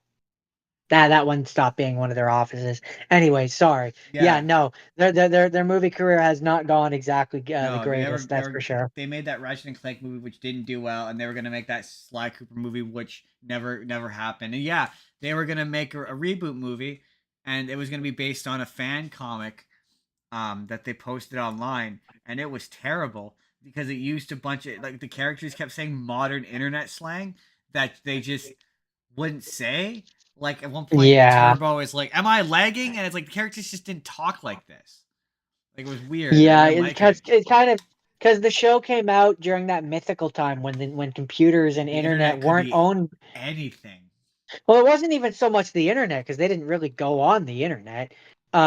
It was more just computers weren't really at that point. Oh, I don't think we had a computer when it first came out. Reboot, kind of. Sort of the beginning of it. It was definitely during that era of time where like you get that episode of Magic School Bus. Like where, it was first released September 10th, 1994. We didn't get a computer till 2000. Yeah, but I mean, it was on the air when we had a computer. But no, that again, it was during that period, that magical period of time where like that Magic School Bus episode where they go inside the computer where people didn't know how computers worked. They're like, well, we know how computers work now, and when the internet was decidedly less complicated. Yeah, and it could be whatever they needed it to be for and so we're not even going to talk about the remake. I mean the terrible remake you made me watch? We're not going to talk about the remake because that's not because episodes of because I don't think that's Canadian made, so that's bad, and we could talk about it's not it's not relevant here because it's not. That time this is a Canada. This is a Canada Day episode, Justin, and that's not Canadian. So watch it? No, that didn't happen. You're crazy. It absolutely happened. So awesome. I've decided I'm going to gaslight you now, Justin. Starting now. What? I didn't say anything. You definitely said you were just going to gaslight me. No, I mean I didn't say I was going to gaslight you. That's not on film. What are you talking about? Also, should they bring back reboot? No, I don't think they should. I don't think you can. Not have it. Not have it. To me, it's an example of like Short Circuit, where it's a product of its time. Yep. Leave it there. Leave it in the 90s where it especially because I believe the guy who played Megabyte passed, and if you can't get me real Megabyte, I don't want it. Exactly. I don't want no Diet Cola Megabyte. I want but that's Megabyte. But that's the reboot. It holds up okay. That is and so what's your last have seen? So my last have seen is a movie called also one because it has nothing to do with any human city ever. It's just about a computer. It's just made in Canada. Canada produced. I watched a movie. I rewatched a movie called Going the Distance. Yes. Going the Distance. Which I think, or other people may know it. It's had a different name. In America, I believe it's called National Lampoon's Going the Distance. It has also been called Canadian Pie. It came out in 2004. It is a road trip movie, and it is probably one of the most Canadian movies I've ever seen. I Sorry, guarantee you. I just want to jump in real quick. For the American audience, I forgot. The F word, I believe, is called something else there. It wasn't called the F word. Was it called the F word when we saw it? It had a different It name was when we saw called it. it was called no, it was called the F word here. And it was changed. I looked this up because when I tried to find this movie, it was difficult because of this. In Canada and UK, I believe it was maybe not the UK, but definitely Canada. It was called the F word, and it was changed in America so that it didn't get a higher rating. Got it. I just don't. I want to say it was. You know what? You keep talking about yours. I'm gonna look this up, and I'll get back to you. Cool. Going the Distance. So Going the Distance is a road trip movie from 2004, and it's very much a 2004 comedy. It's got all of the 2004 comedy instincts. But for our American audiences who I guarantee have never heard of this movie, it's about a man who, a boy, a guy who is freshly graduated from high school, and he is with a girl who he has recently made the whoopee with, and she is leaving to go do a summer internship with a gentleman who is a music producer who is going to the Much Music Video Awards. Now, once again, for the American audience, the Much Music Video Awards are the Canadian equivalent to the MTV Music Awards. They are not how they are presented in this movie, but that's effectively what they are. And so she goes on this summer internship for that, and he decides that he has to marry her. So his friends gather him in their RV and they go on a cross country trip from Tofino to Toronto, where they will wind up at the Much Music Video Awards, featuring cameos from George Strombolopoulos, which, if you're Canadian, you absolutely know who Strombo is. He was a Much Music VJ. It's got Swollen Members, G.O.B., Avril Lavigne. The soundtrack to this movie is fucking kick ass. Like, the music is just all great. I think I sent you clips of it. Also, 2004, they're doing stuff like practically. So I sent Jordan a really sweet shot of them just utterly destroying this RV with a train. That honestly looks Yeah, pretty yeah, cool. yeah, yeah. You did. You showed me that one. Yeah, yeah. Yeah, it was honestly really cool. I was like, oh, this is cool. Um, Sorry to jump back into the F word. Yeah, in America and Britain, United Kingdom, it was retitled to "What If," because the Motion Picture Association of America took issue with the implied foul word "fuck" in the F word. The MPAA also strove for a PG-13 rating, causing the name to be changed. all right, all right. Anyway, Going So the there's Distance. a little bit of interesting trivia for you. Um, Going the Distance. So yeah, and it's very much Canadian. They hit all a bunch of Canadian stops. They stop at a bunch of Canadian cities. He's from Tofino, which, like, I guess is way more of a small town than I kind of sort of realized, if this movie is any indication. And it's funny because a big thing with guys in these movies, especially the Canadian ones, the ones that were made in Canada and written by Canadians, is like the guys are like emotionally complex. So it's like, yeah, they're the one guy, he's just Canadian Stifler. He wears a cowboy hat. He's just Canadian Stifler, where he's saying all the rude things that Stifler would say. He's saying all the bad words, but also he's like, hey man, yeah, that guy's a jerk, and I'm capable of saying I love you to my friends. Like, that was the same thing with all the other movies where it's like, oh yeah, we could be rough and tough, but we're also capable of saying we love each other and hugging it out. Because that's how we roll here. That's how we roll here. Also, by the way, Jordan, there you go. I can't see it in my shot. Unless you wanna flash a leg. I mean, it is a pretty sexy leg, Justin. Um, It's a pretty great leg. but yeah, Jordan, the scale, it's probably a 3 or 4. It's a 5 in the sense that it's very Canadian. Like, all the guys are like reasonable and nice and like polite and also, and yeah. Would you say it's too Canadian? There's also a really funny character played Would you? by. I mean, no, it's Canadian in a fun way. It's like, yeah, this is what I want people to think, that we're not all like soft, squishy like weenies. Ned Flanders. Yeah, we're all Ned. We're We're not not. all Ned Flanders. Yeah, exactly.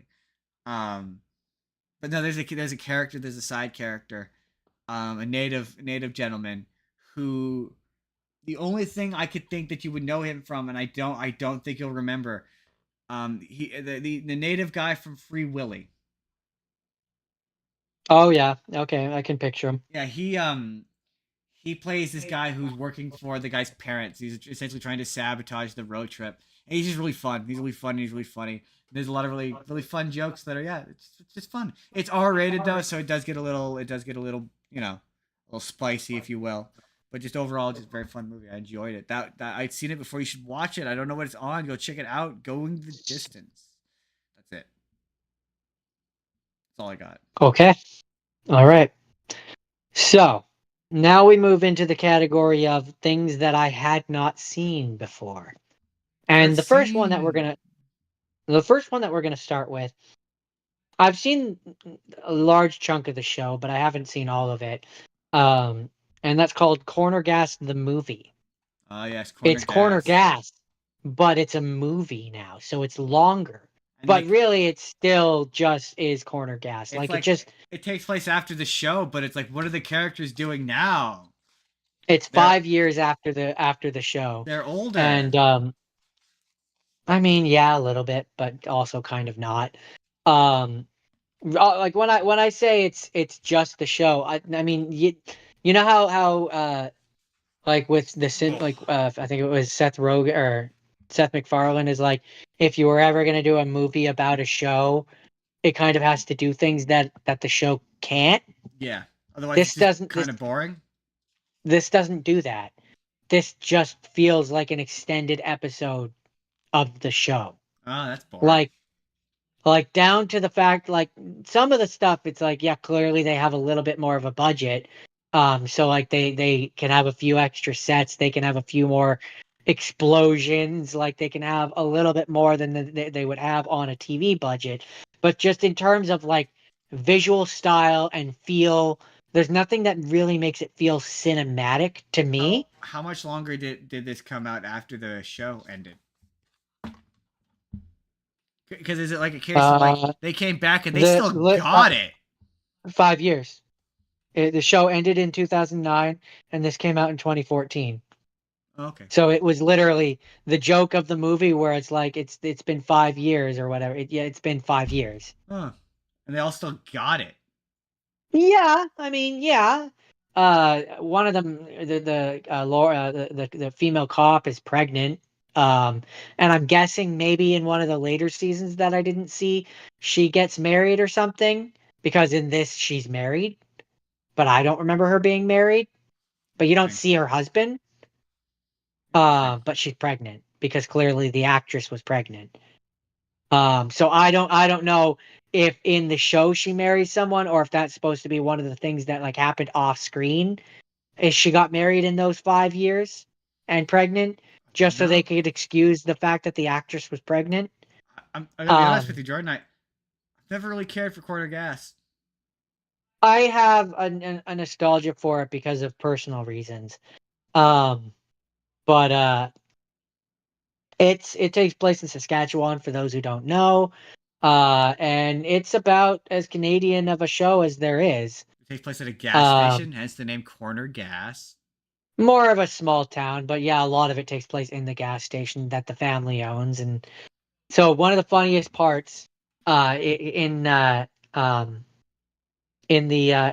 of the funniest things in the movie is there's this running thing where Brent Butt's character's mom wants grandchildren, and so she keeps trying to set up Brent Butt, the main character, and Lucy, one of the other characters, and at the end of the movie, Brent Butt and like, so throughout the show, there's this whole like will they won't they kind of thing where it's like there's clearly feelings there and stuff. And so at the end of the movie, Brent, like there's some one-off joke or something, and Brent kisses her goodbye and gives her a hug, and like the entire bar is like looking at them in shock and going like, what the hell kind of thing, right? And the mom's like, oh my god, this is great, like you guys, and Brent Butt's character's like, yeah, I mean, I asked her out 2 years ago. And like there's been this running joke in the movie that like it's a small town and everybody knows everything about everyone and there are no secrets. and like nobody in town knew that they had been together, even though, and that's the joke. And it's just the way that it's done is very funny, and it made me laugh. That's funny. But it's yeah, it's fine. It's got, like I said, if you've seen Corner Gas, the show, this movie is really just more of the. It's just an extended episode of that. Did it go to theaters? Like, did it get a theatrical run? From what I read, it had a limited theater run. Oh, interesting. Interesting. It. Because I feel like I Hold missed on. that. I feel like I would have. I know I had no, I didn't. Yeah. Film's first public screening was November 25th, 2014 in Regina at Canada Saskatchewan Production Studios. Then there was a gala in Ottawa. Film was screened in cinemas in Canada for a limited run from the 3rd to the 9th of December 2014, later extended to 14 December due to public demand. All right. And then it was screened through Bell Media Properties, beginning with Crave TV and the Movie Network. That makes sense. That makes sense. Crave TV It also aired on the Canada. So it that also makes sense. it also aired on the Comedy Network. Yeah, it also makes sense. That's our Canadian equivalent to Comedy Central. But yeah, no. So that's that. It being a lot like the show, it can be a compliment if you really like the show. But in terms of like a movie pacing, it Yeah, kind of just I like the movie version of the show to do something. Like they have to leave Corner yeah. Gas to save the world or something. Like I know we make fun of them raising the stakes for no reason, but it makes the movie more interesting. Well, the stakes raising in this example is supposed to be like the town's out of money and it's going to get destroyed. Yeah. That's supposed to be the stakes, but it's not far enough. Weirdly enough, like it's just that still feels like a thing that could happen on the show. Yeah. Over the course of a Like- few episodes, a nice two-parter. Yeah, like a movie one would be like I don't know. Lucy leaves Corner Gas and Brent and her weren't together, and Brent has to finally admit to himself that he does love her and go after her and leave his comfort zone to do it. And like the movie is about him and his friends. Like maybe she moves to America for a guy, and like you then go to America. Like it has to be something different. Or maybe they have to go Or to like- another province. Maybe they have to go Yeah. to British Columbia, and there's a British Columbian Brent. Point being, like, he has to leave the town that the show takes place in, and that you're like it's all the same sets, and it just feels like anyway. I could keep going on and on about that, but yeah, that's the weakest point in this movie, in my opinion. So that's my first have not seen. What's your first have not seen? Whole cast comes back? Am I missing Yeah. anybody? Oh, good for them. Good for them. Good for them. My first one that I hadn't seen was there's a person in my life who's really into this franchise for some reason, and I never understood why. And having now watched one of these movies, I watched one of the Trailer Park Boys movies, Jordan, and I didn't watch the first one, and I refused to watch the show. I watched the second one, and this is a very enduring franchise, and I'd be Yeah, I so don't get interested why. to know: is it enduring outside of Canada? Like, do people in America or internationally know who the Trailer Park Boys are? That would be, do they have a real broad international appeal? Because like, it's not that they're not funny. Like, and it's not like the movie's not funny. It's just not. It's just I just don't think it's my thing. Like, it's funny because you know how I was like, in Fubar they never explain or really justify why the camera crew's there. It's the same thing in Trailer Park Boys, but in Trailer Park Boys, at least they acknowledge the camera crew is there. Like, the movie ends, they've gone back to jail, and is like, yeah, after we get out of jail, you guys need to fuck right off. Like, you need to go away. And I sort of implied, what's weird is, to me, that implies like this was meant to be the finale, but the franchise is still going on. Like, they did a revival, the show came back, so like, I guess they didn't want the camera crew to go away forever. But no, it has heart. I think that's like, yeah, man, they're rough and stupid and moronic and dumb, but once again, they're still capable of turning to each other and being like, I love you, like I'm your friend and I love you. And I thought that was really interesting. And then there's the basic, okay, for those of you who haven't seen the Trailer Park Boys, it's what it sounds like. It's three guys, they live in a trailer park, they're all varying degrees of stupid. They're all bad guys who do crimes. The one guy's the mastermind, and what part of the bit with him is he always has a Cuba Libre in his hand for some reason. And so there's a really funny joke at the end of the movie where the whole thing, it's called Countdown to Liquor Day. And I thought that it was about how they were trying to rob a liquor store, right? Like, based on that title alone, that's what you would kind of think. So that's what I thought it was about. I thought the whole thing was, oh, they're planning some sort of big heist and stealing this liquor store.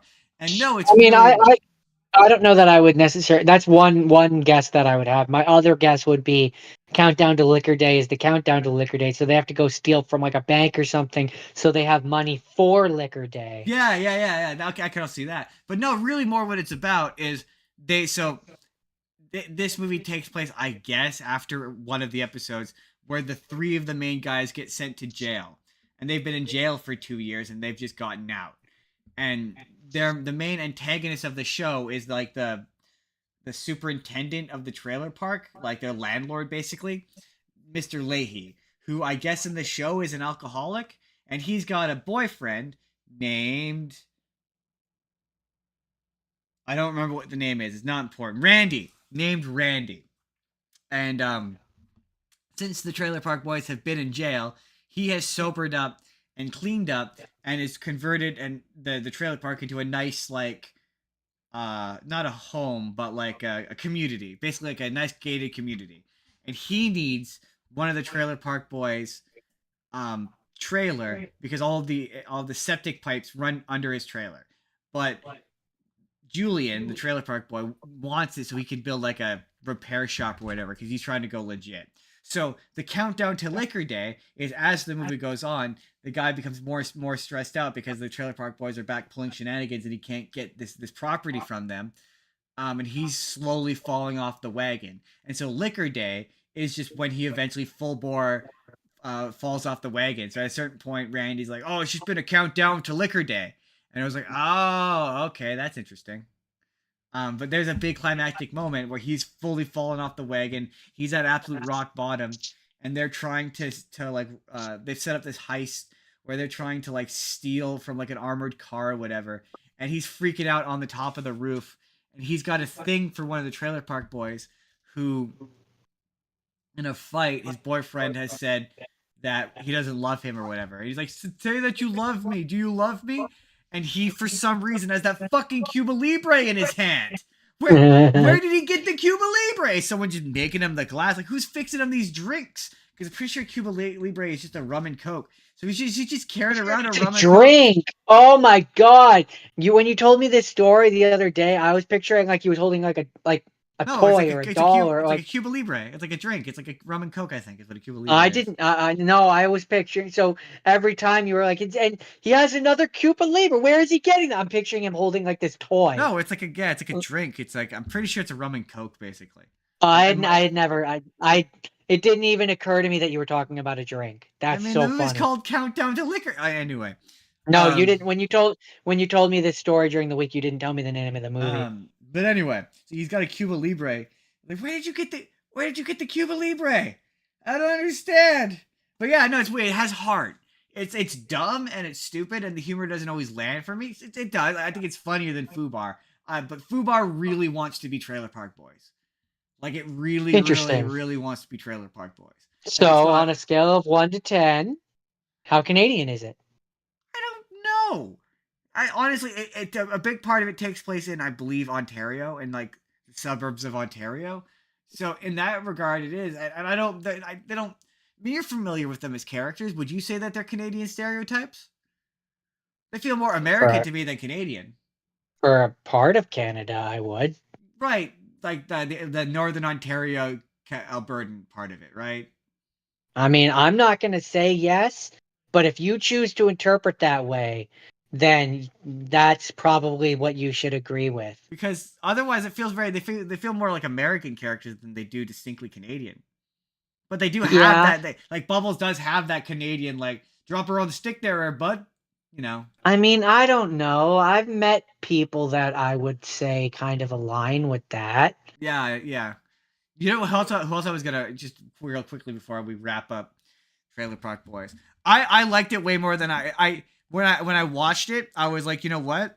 it's not for me, but I get it. Is how I would put it. I'd be like, it's not for me, but I understand. The person You who, can see the appeal. yeah, to certain people I can. I've had friends who I get why they like this. The person who introduced me to the concept of this, I don't understand why they like it. It was not in their brand of humor, but like, I I mean, to be fair, sometimes some things you just know, tickle your funny bone in a certain way. I guess, yeah, yeah, yeah. yeah, Like sometimes there's a yeah. thing that you find funny, which is like absolutely not in your wheelhouse. And I know there are examples for me. I just can't specifically think of them at the top of my head. Yeah, But yeah, fair enough. yeah, I picked this as a initially I put it in the have watched kind of category, because I and this is gonna be my final story.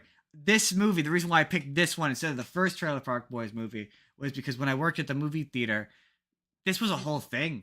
Like people were like sneaking in like booze, like booze. Which having not seen this movie is kind of ironic because this movie is sort of more or less about sobriety more than it is about getting wasted. Um, and we had to like there was a point where we had to make people line up outside of the movie theater and we had to like check their bags, which in like retrospect was not our job.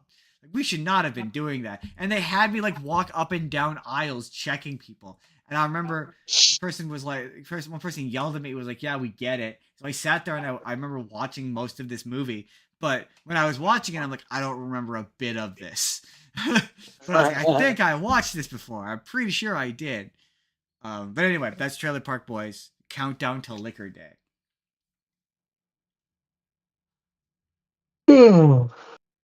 sorry, Jordan, that this is our needed to Canada Day happen. special. You need to get more excited.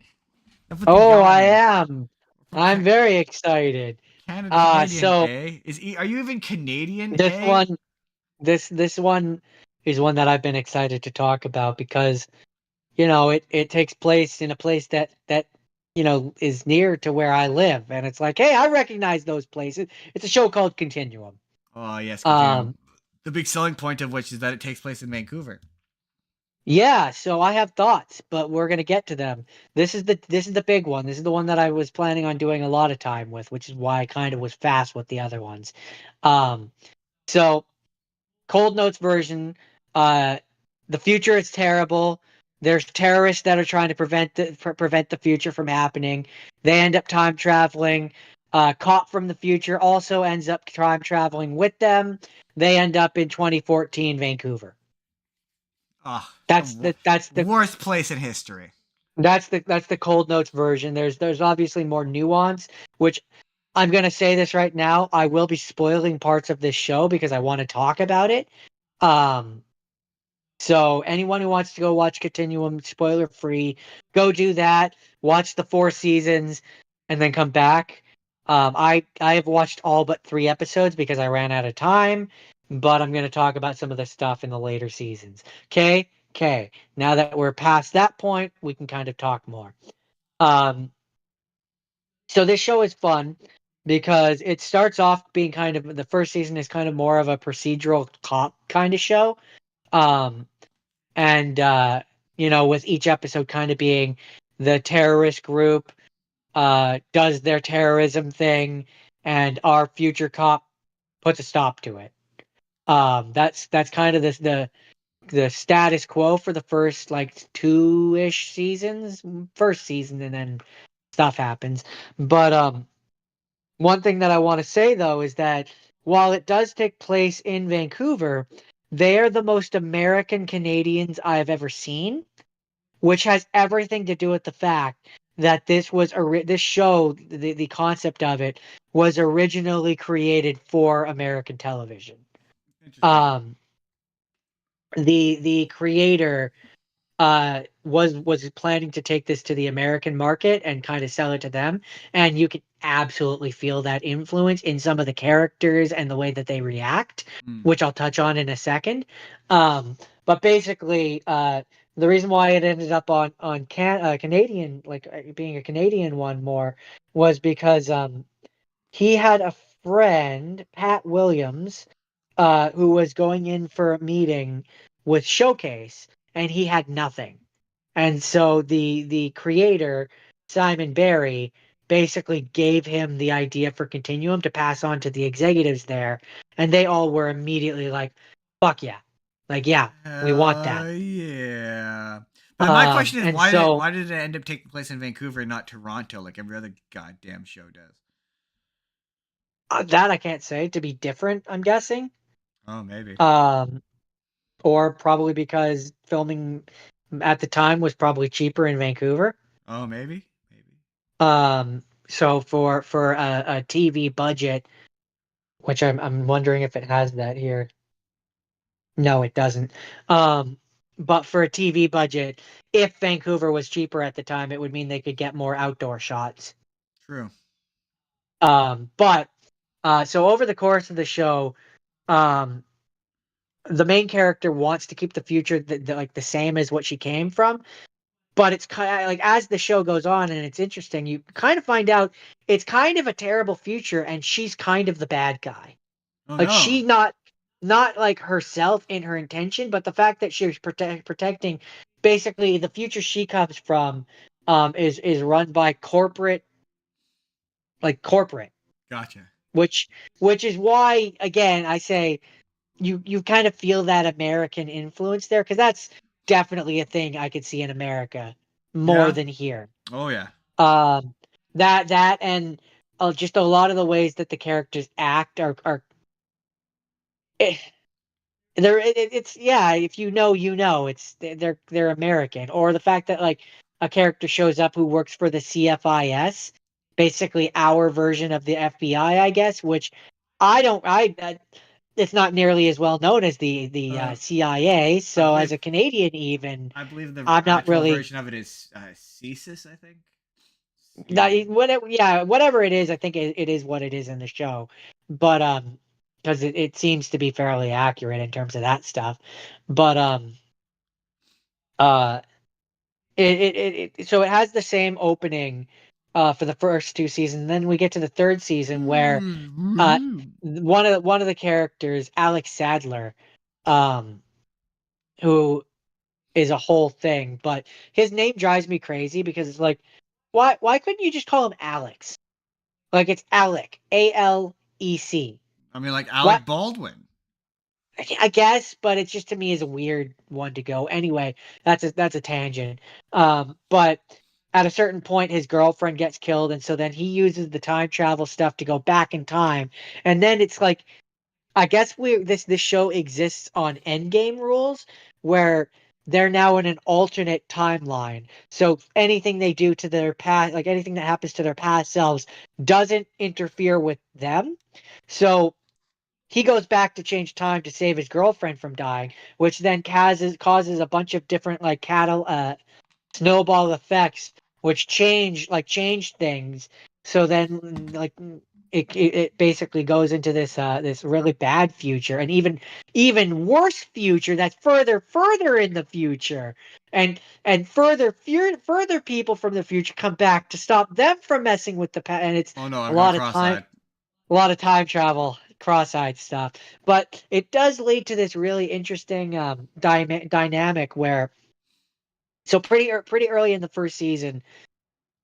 Okay, so for simplicity's sake, I'm gonna say there's main character Kira A and Kira B.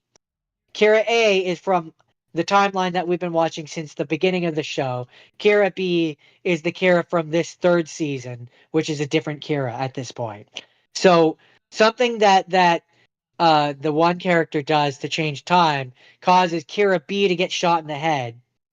And so Kira A steps into that, like, her life, and retakes over. Meanwhile, um Alec, who went back in time, there's now Alec A, who is the one that we've had throughout the entire show, and Alec B, and it leads to this interesting dynamic where there's the two of them in the same timeline, but because they've gone through different experiences, they end up being completely different characters. Hmm. um so Alec A is the quote unquote good one.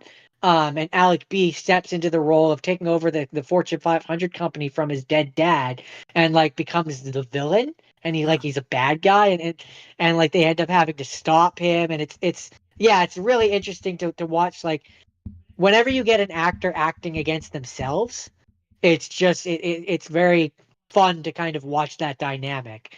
Um And that's not even to mention the fact that, yeah, there's something just inherently enjoyable. And I don't know if Americans get this when they like see a movie that takes place in their city, but when like I live near Vancouver, right?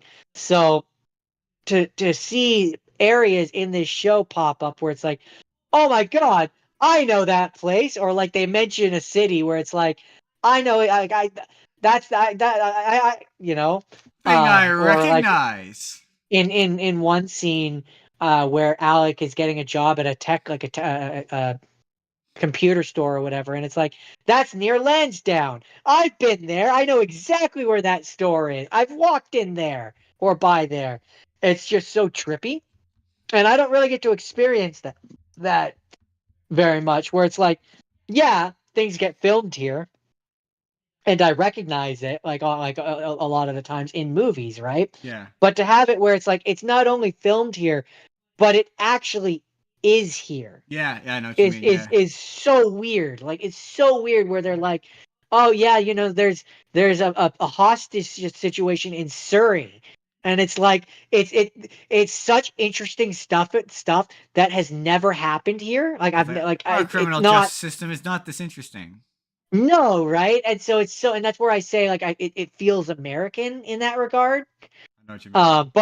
But it's also you can explain it away because like yeah no this stuff doesn't happen here but it's happening because the time travelers came back and Yeah. are making it happen, right? So it's Yeah. so I'm enjoying it. I have 3 more episodes and I fully intend to finish it. But All right. for anyone who hasn't watched it, it's on Amazon Prime, and I recommend it in terms of its like how accurate it is to Canada. I have to give it a 1 because it's so American. Fair. That is fair. That is fair. Like I could tell in his original pitch of this, like the city that it was in was probably You L.A. just The, scratched out LA the and put in Vancouver. yeah, like the CSI guy who shows up or the our version of the CSI guy was Surrey. definitely just Like Sacramento. yeah Surrey. was definitely just a CIA guy. Like you could just I could feel like the one police chief who ends up being a whole other he's a whole thing. He just feels very like and again American. I haven't spent a lot of time with police officers, so maybe the Vancouver Police Department is a lot like that. But it just reminds me of a lot like of like shows like CS not CSI Law and Order. Law and Order like where yeah, procedural cop, where Yeah. or even Brooklyn 99, Yeah. where it's like it connotates a certain kind of country. I know what you mean. Yeah. Um, but I'd be interested to if the audience went and watched it to know if they would agree with my with that assessment, especially any Canadian viewers that we have. Um, to go and watch it and let me know if they agree that it feels American. But I could talk about this for a lot longer, but that's the stuff that I really wanted to hit on. So why don't you just go ahead and tell me about your last have not seen, Justin? From my mustache, it's turned up. I'm ready to talk about my final movie. No, my final movie is a movie called Canadian Bacon. It's got John Candy. It's got Kevin Kline, not Kevin Kline. Basically, the movie's about this president who is failing, and he's pretty convinced he's not going to get a second term because he's created a world that is too peaceful. And he decides, or rather, one of his aides decides, that in order to get reelected, he needs to create what is essentially a new Cold War with a new nation. And so initially, they try to create this Cold War with Russia, and Russia is not going for it. They're like, no one's going to believe that. And then they decide that they are going to create a Cold War with Canada. And so then they create this big campaign of like propaganda that makes everyone hate Canada. And it's very strange because it really reminds me of South Park the movie, where like it's like everyone's Yeah, as you're describing it, I couldn't help but think that. and it's really weird because like the Canadian act Anne Murray must have been a popular person in the 90s because if I had a nickel for every time a movie made a joke about Anne Murray, I'd have 2 nickels, which is not a lot, but it feels weird that it happened twice. But it's like, yeah, in scenes one of like, in one podcast episode. yeah, one podcast episode. And it's very funny because there's a bit where they're like, and the Canadian may be among you. And it's just like a list of like Canadian actors, like Rick Moranis and all these different ones. Where it's Take your Canadian friends to the happy death camps. Mike Did I say death Myers and camps? Did I say death camps? I meant the happy fun relocation and camps. Take them now. and so the John Candy, he plays a sheriff in New York, Niagara, New York, which is right beside obviously Toronto, and he believes all this propaganda and decides that he needs to be on the front lines to take down Canada, and so they end up breaking into Canada to try to do something to disrupt their power. And they break into their power grid, and it turns out it's just run by two, like, this really nice old couple. And like every single Canadian they run into, like they run into these Mounties who just like speak with the Queen's English and are really like articulate. And every single, like, there's a bit where she gets arrested, one of the girls gets arrested, and she winds up in a hospital. And Bless you. with these two young people. And she's like, "Oh, you seem too young to be doctors." Like, no, we're not doctors. Our universal healthcare has detected that there's absolutely nothing wrong with you. You have no illness, but would you like to have your kidney removed and replaced for free?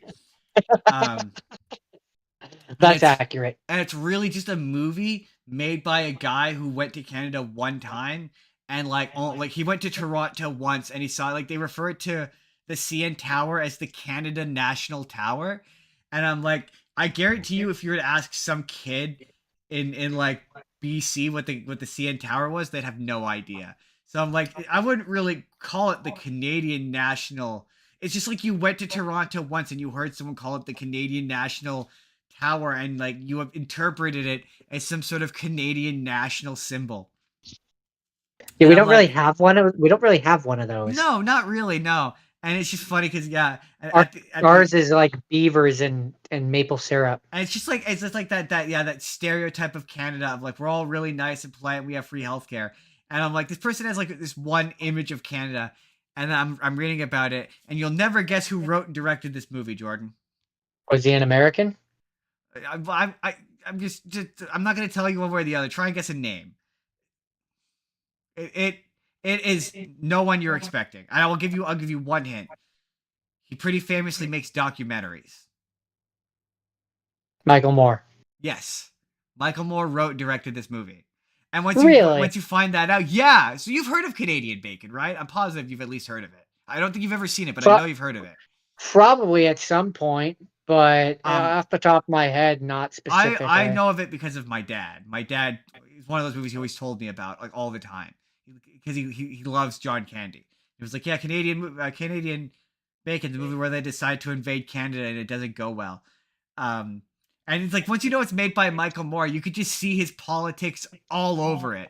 You're like, oh yeah, he thinks that America, because the whole thing is like the American media immediately propagandizes and turns the country immediately, unquestioningly against the Canadian government and Canadians, and they're all just like prejudiced and like racist towards Canadians, and like they're nationalist. Yeah. And it's like, it's funny because all this stuff, this movie's made in 1995, and the concept of like America being turned against Canada is presented as like this inherently ridiculous thing. But a lot of the language and a lot of the ways that the American officials are talking in this movie are like, yeah, people talk like this now. Like, yeah, I was just gonna say that really doesn't sound like that far off. No, it's not really that impossible of a thing. Oh, like you laugh. Oh, it's inherently ridiculous that Americans would be prejudiced towards Canadians, but is it? No, it's really not. Is it? I don't think it is. Especially a specific segment of them. Right. I don't know. Maybe I'm off. Maybe our American friends would disagree. Maybe they would disagree. I don't know. I'm not going to make wide, broad, like, definitive statements one way or the other. But all I'm going to say is the other guys are wrong. Whichever side you're on, the other side is wrong. No, see, I would have said, I see, Jordan. I'm going to say, I'm going to come back at you, and I'm going to disagree with that, Jordan. I'm going to say that whatever side you're on, that's the right one. Whatever side that Clearly- you the clearly- person listening or watching this, whatever side you're currently on, that's objectively the correct one. Clearly, you're out of control, Justin. I agree with whatever that guy said. You know what? I disagree with it, whatever that guy said. Well, then you need to be stopped, and I will be the one to do it. I will never be stopped. I cannot be stopped. But Next episode, next episode, next episode, it's just gonna be me. Yeah. You'll see. It's gonna be You'll me, just see. an empty chair. But no, it's a funny movie. I was just surprised. It's one of it's like I think it's the only movie he ever made that isn't a documentary. And I'm just like, really, Canadian bacon's so weird. John Candy's great in it. Everyone's funny in it. It's really good. Really quite a funny movie. I thoroughly enjoyed it. On a scale of 1 to 10, I'm gonna say 10 in the stereotypical sense because there was a lot of Canadian stereotypes in there that just weren't. I don't know how true they were. interesting. But I think that's it, Jordan. I think we've hit the end of our Canadian special. Our reasonably sized, don't get your hopes up Canadian special. Yeah, with my red shirt, that definitely has everything to do with Canada. I mean, with and my not, red and, shirt, and not ketchup. mine has everything to do with Canada and not Spider-Man. You cannot see the Spider-Man. See? No, I can't see the logo on yours, Exactly. but Your you can logo see is it on backwards. mine. So, Jordan, with that, we have to do the assignment for next week. And Jordan, being as this was Canada Week, only feels right that next week we do the 4th of July. That's right. Next week we're doing Independence Day, 4th of July, America. Whatever movie makes you go America. Fuck yeah, we're gonna be doing it. We're gonna be doing it late. It's not happening on the 4th of July because we don't get the 4th of July off. Just like I know our American friends don't get Canada Day off. We don't get the 4th of July off, so it's probably gonna be a couple days late. But 4th of July, Jordan, movies that make you go America. Fuck yeah. Okay, I guess if I have to. You have to. I'm far less excited about it than Canada because they're second fiddle. I mean, maybe. There's a reason why they're below us on the map. Jordan, we have American friends, Jordan. What are you doing? You're alienating our American audience. Half of our audience is American. I'm simply saying that our country is number one. I mean, it's hard to argue certainly that their country is beneath us on a map. I mean, that's what I'm saying. Yeah, It is geographically it is below us on a map. Absolutely. America is deeply beneath us Canadians on a map. I don't think anybody could argue. I don't think you could argue that America is beneath Canada. Don't no one take that out of context. But no, seriously. Everyone take that out of context. Seriously, America next week. Look forward to that. That's going to be fun. Thank you for everyone for joining, whether it's not on Canada Day later or on Canada Day, for joining us for our Canada Day special. I can't speak for Jordan. I'm going to go eat a poutine. Get real Canadian. I'm going to put my face in a poutine. And just remember, ladies and gentlemen, when in doubt, Goosebumps. Goosebumps. Donate to Goosebumps. Thanks to Goosebumps for sponsoring this episode. As always, go support the Kickstarter. We want to go to Indiana, so go support the Kickstarter. We want to have a little table at a convention. That's the dream. So we can't do that. We can't live our dreams. If you support the Kickstarter, we get to live our dreams of potentially doing a live version of this podcast. One day. One day. But we'll see you next week, y'all, with our American special. Maybe